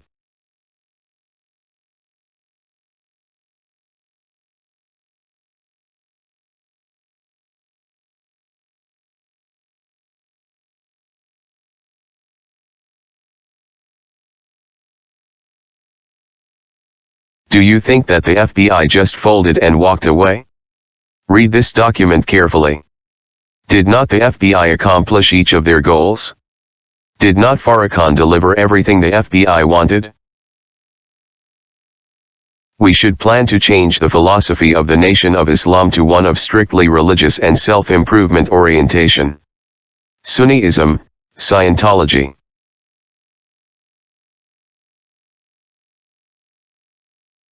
Deleting the race hatred. Don't call devils anymore.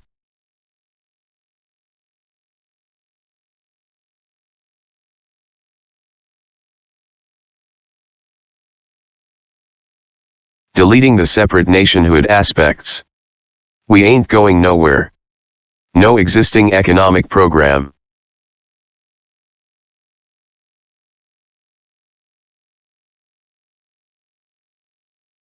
The reason why these facts are ignored is because those that surround him are demons, fools, idolaters and FBI agent handlers who make sure he stays on track.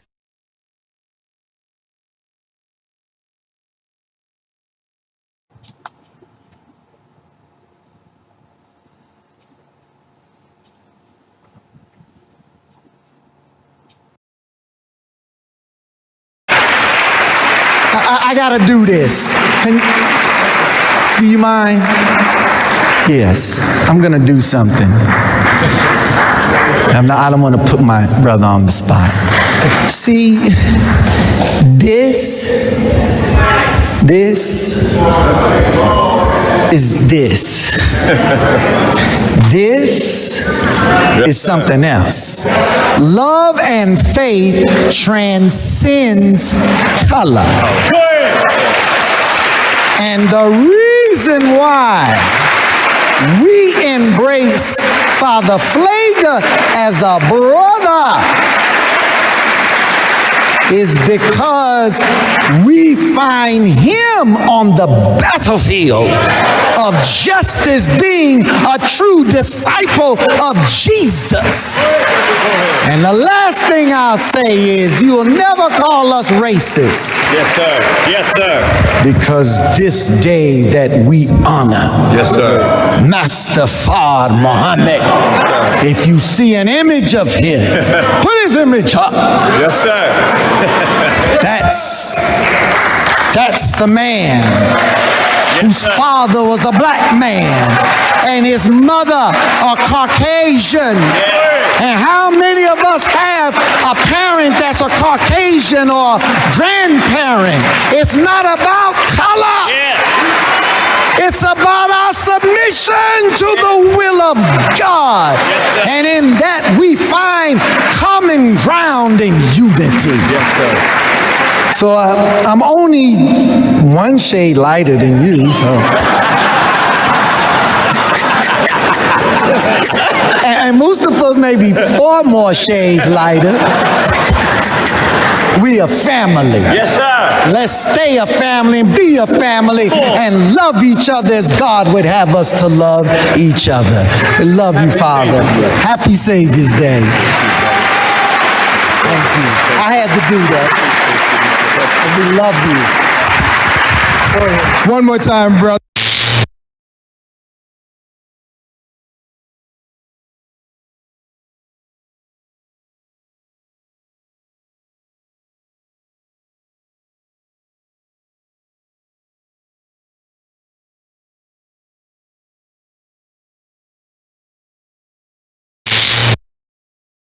Washington, D.C. Louis Farrakhan suspects that his father may have been Jewish. At least that's what he tells Henry Louis Gates Jr. in the current issue of the New Yorker magazine. Speaking of his father's white Portuguese parents, the Nation of Islam leader said, "I'm going to tell you something. You really want to know what I think? I think they were members of the Jewish community." He added, "I believe that in my blood, and not in a bad way. Because when I was a little boy I used to love listening to the Jewish cantors in Boston. They had a program, and every week I would listen. I was struck by the cantor, and I've always loved the way they sing or recite the Torah." Gates, citing an academic source, says Farrakhan's assertion about his lineage is highly probable given that nearly all people of Iberian descent in Jamaica and Barbados are of Sephardic Jewish ancestry. Farrakhan was born in 1933, the son of May Clark, who was from Barbados. He was named Gene after his father, a light-skinned man with straight hair from Jamaica. His father, Gates writes, was a philanderer whom the family rarely saw. "If in my lineage there are Jews, I would hope that in the end, before my life is over, I not only will have rendered a service to my own beloved community of black people but will also have rendered a service to the Jewish community," Farrakhan was quoted as saying. In the interview with Gates, which reportedly lasted 9 hours, the Nation of Islam leader also made reference to wise Jews who plan evil, the international conspiracy of Jewish bankers and overwhelming Jewish complicity in the slave trade. Jewish groups expressed outrage over Farrakhan's latest public statements. Farrakhan's effort to make it appear that he is merely criticizing the evil he finds in his own Jewish antecedents is a reflection of the bizarre and ludicrous nature of his entire behavior towards Jews, Phil Baum, executive director of the American Jewish Congress, said in a statement. Meanwhile, a planned protest against the Anti-Defamation League of B'nai B'rith fizzled last week when Washington, D.C., police denied former Nation of Islam spokesman Khalid Abdul Muhammad entrance to the B'nai B'rith office. Flanked by 4 bodyguards in black fatigues, Muhammad took a moment to rail against the ADL and the Jewish community before he departed the scene.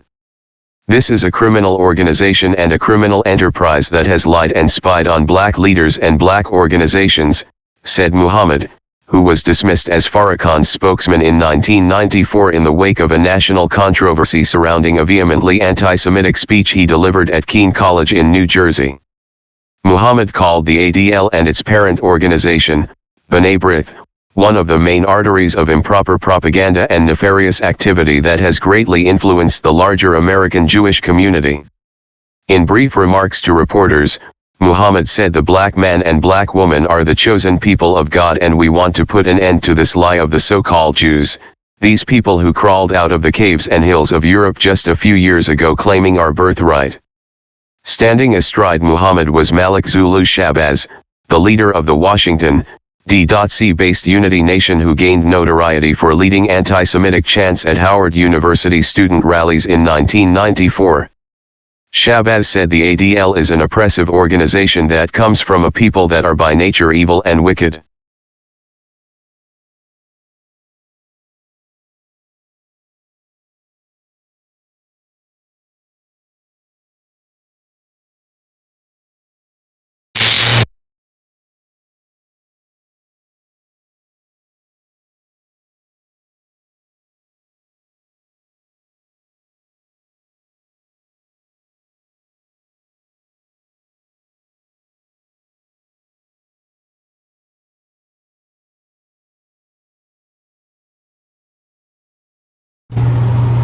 Abraham's seed. Who is Abraham's seed? Indeed, who is Abraham's seed?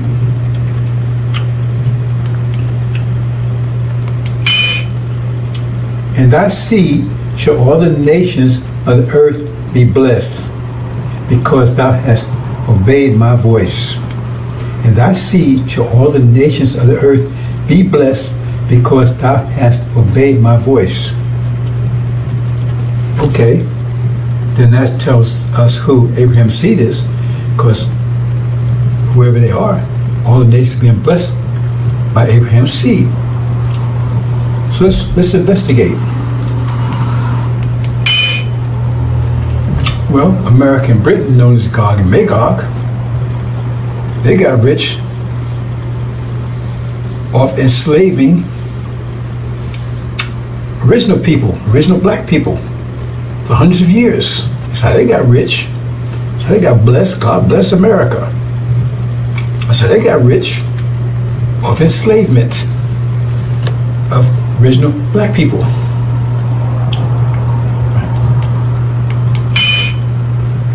What about Europe? Well, they got rich through America. America shared their riches with them. And they proceeded to go in and go for themselves and colonize Africa. They increased their wealth. So they got rich off of the wealth of America. And America's wealth came from the enslavement of original black people. So Europe got rich. What about China? Well, China got rich from industrial jobs from America to China, transferred to China,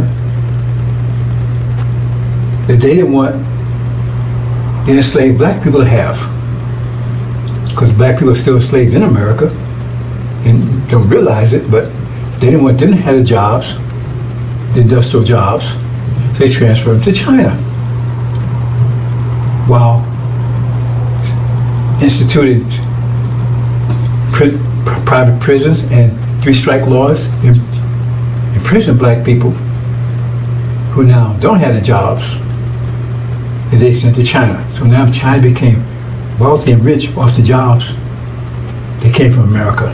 And America got those jobs from their wealth they got from enslaving black people. Then India.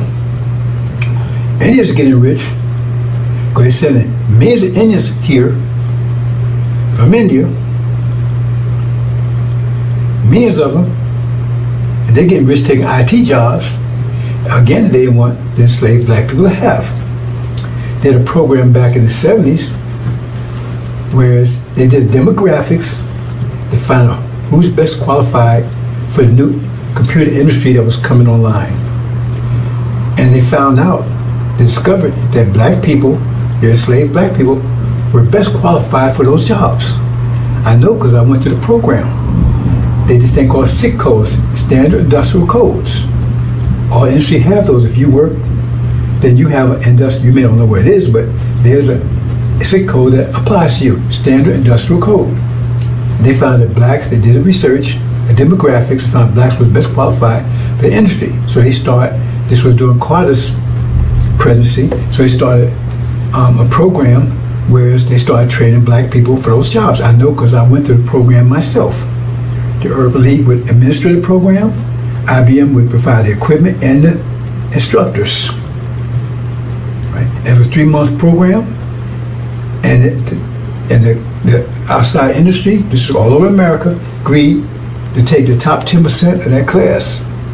They would hire them. I went to the program, and I worked for Montgomery Wards afterwards. And then when Reagan came in, he canceled that program. Because he didn't want blacks. That's a natural industry, national security job, kind of job. We don't want them black folks to have it. They'll get powerful. Next day, they'll be living next door to us. He canceled the program. Canceled cold. And then they had this movie called I'm Alive, #5. Well, people hardly knew anything about Indians. There wasn't, you couldn't find an Indian in this country at that time. I'm Alive, #5. It was a movie where an Indian person, who people hardly knew what an Indian was, he made a robot and made the robot come alive like a human. And that was fantastic. So that gave the impression that Indians was really smart. IT. Next thing you know, they flooded America with Indians. They flooded the prisons with black people. That's a fact. So Indians getting rich off of America, who's got rich off of enslaving and enslaving, oppressing, and exploiting black people, black original people. Exploitation. That's what capitalism is. Capitalism, exploitation, maximum profit, minimum overhead. In other words, they can pay you the less to get the most work out of you. That's what slavery is. Work you and pay you just enough to survive. Maximum profit, minimum overhead. South America, Mexico, all those countries, they get rich off America, especially the immigration come here, they come here, work, send the money back. So they get rich off of the exploitation of black people that made America rich too. Again, that's how they're getting rich, right? In South America, in Arabia, they're getting rich off the oil that they get from America, who got that rich wealth from the exploitation of black people. That's how Arabia's getting rich. All this country Arabia is selling oil to America. They keep the exploitation going. That's how they're getting rich, again from America, who's exploiting black people, who got rich off black people, off the enslavement, exploitation of black people.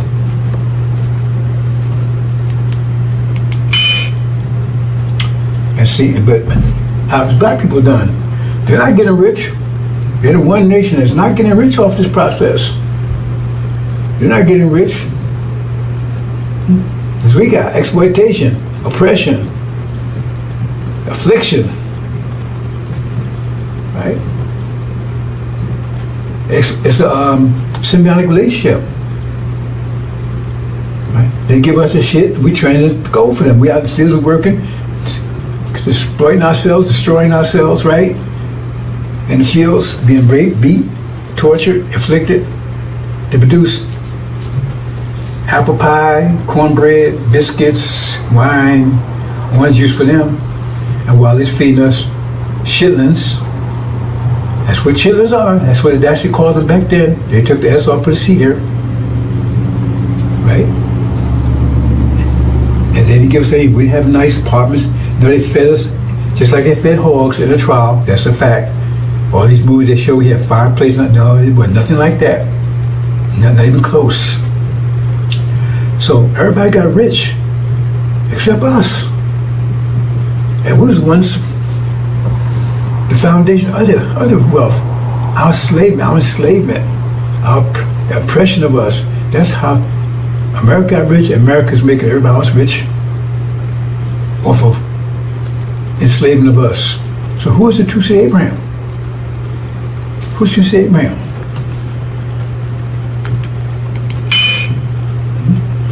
Okay, let's look at this. And when the sun was going down, a deep sleep fell upon Abram. And lo, a heart of great darkness fell upon him. He said unto Abram, know assuredly, as I see, shall be a stranger in a land that is not theirs. He shall serve them, and they shall afflict them 400 years. 16:19 to 20:19. Also, that nation whom they shall serve, I will judge, and afterwards shall they come out with great substance. Now, it doesn't say it's going to judge Jefferson and Washington and Hamilton. It says it's going to judge that nation. Because we got many people saying, well, I had to do it. No, it's going to judge the nation. It's not an individual thing. It's going to judge the whole nation. So you part of that nation that exploited us, that tormented us, that terrorized us 24/7. That's how you made that system. And that's how you got rich. By working us and give us nothing in return. That's capitalism. Maximum profit, minimum overhead. The more you can get and less you have to pay, that's more wealth you have. And that's exactly what happened. Okay? So this is what it says. Okay? So it says, that's what happened. That's how you know who Abraham's seed is. They say they suffered this situation 40 years. So what's going on? And that same day, the Lord made a covenant with Abram, saying, until thy seed have I given this land from the river Egypt unto the great river Euphrates. Well, that's actually Arabia. That's not Palestine. That's Arabia. Look on the map. And that's the promise given to them after 40 years. 1619 to 2019. That's the promise. 40 years. Keep that in mind now. We're trying to find who Abraham's seed is. And our Lord said to the angels, I'm going to make a place of ruling the earth. They said, will I place such as make mischief and shed blood? And we said to the angels, be submissive to Adam. They submitted. But Iblis did not. He refused his pride as one of the disbelievers. So it says that there will be a ruler, right, in the earth that make mischief shed blood. So who's been ruling the earth for the last 500 years? Not Africans, not Arabia, not Chinese, not South America. It's been Europeans, specifically America and Britain, two world empires. Two world empires. There's only been two world empires you know about. Not Genghis Khan, right? Not Alexander the Great. They weren't world empires. Rome wasn't a world empire. Global empire. America and Britain, only two, what they talk about in chapter 20, Gog and Magog. It will cover the whole earth. Okay? So he said, submit. And so, the only people that totally submit is the people that was totally oppressed by them. Who's in total submission to them. For 40 years, total submission. That's what it said earlier. Total submission. Where they exploited us and got rich off of us for 40 years. Total submission. So we were in submission to, and they would make mischief shed blood. And that's exactly what Europeans have been doing, and Christians been doing for 40 years. What has Christianity been doing? Has been saving lives. Have been genocide, murder, rape, torment, terror. That's the legacy of Christianity for the last 5 years. Disease, war. So that's what Adam is. Okay, let's move on. Incidentally, the only people that refuse submit to Adam in any way, economically, religiously, spiritually, governmental wise, right? Religiously, is the Sunni Arabs in Arabia. They say, I'm not submitting any of that.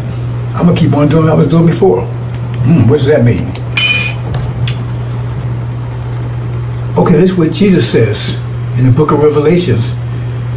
You can call it angel. I have known of you the tribulation and the poverty, but rich you are, and the blessed are those of the saying they're Jews and are not, but synagogue of Satan. So wait a minute, this is Jesus saying that. He's saying those saying they're Jews are not. He said they're synagogue of Satan. What does he mean by that? He said people say they're Jews, they're not. He said synagogue of Satan. Right? Okay, well, let's go on. And this is what it says in the New Testament, right? They answered him, we be Abraham's seed, and we never in bondage in any. Wait a minute. It says Abraham's seed, we're in bondage. This was 2,000 years ago now. And they said they never been in bondage to anybody. That's the same right here. They never been in bondage to anybody. So they tell them right there that we would never been slaves, 40 years. We never, any time. So that excludes them, doesn't it? That's the Jews talking. And know that you are Abraham's seed, but you seek to kill me because my word has no place in you. I speak that which I see of my father, and you do that which you see with your father. He said, remember, we ain't got the same father. That's what Jesus telling them. We don't have the same father. Let's look a little further into that. And then as he said, Abraham is our father. Jesus said to him, if ye were Abraham's children, Jesus questioned whether they, right? If you would do the works of Abraham. But you seek to kill me, a man that have given you the truth, which I've heard from God. Abraham did not do this. You did these are your fathers. You ain't doing the deeds of Abraham's fathers. You're doing these are your fathers. So who is their father? It just said that if God were your father, you would love me. For I proceeded forth and came forth from God, neither came I of myself, but he sent me. So why do you not understand my speech, even because you cannot hear my word? You have your father the devil. He said the Jews' father is the devil. And lust of your father ye will do. He was a murderer from the beginning and abode not the truth, because there's no truth in him. When he speaks a lie, he speaks of his own, for he's a liar and the father of it. And because I tell you the truth, you believe me, you believe not in me, which if you convince me of sin. If I say the truth, why do you not believe me? He that is of God hears God's words. Ye therefore hear them not, because you are not of God. So Jesus questioned. He said, "No, you're not Abraham's seed. You're not God here, right?" Let's go a little further.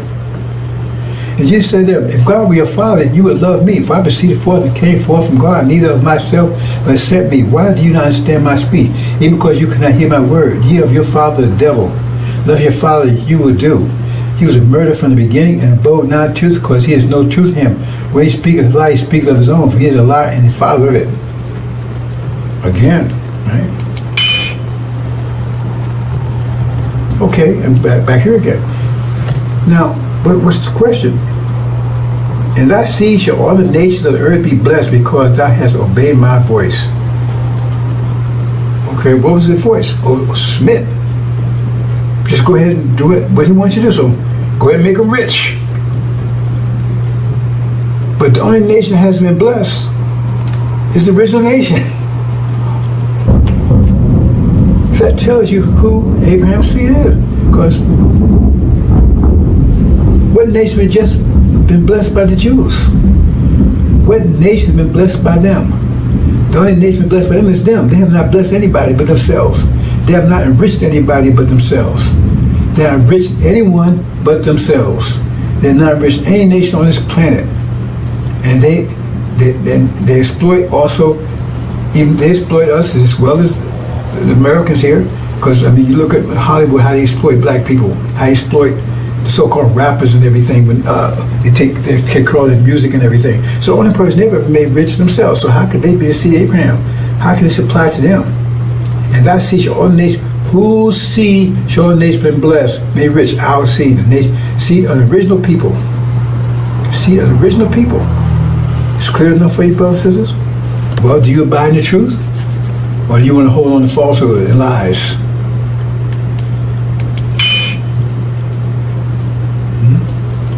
Abraham's seed. See? Abraham's seed. Let's see it. Yeah, okay, that's Abraham's seed. I think we eliminated false Israel as the seed of Abraham. Now, you're going to believe the scripture? You're going to believe God? You're going to believe in Jesus? Just quote him. Quote the scripture. Who's making all the nations rich? We are. Original nation.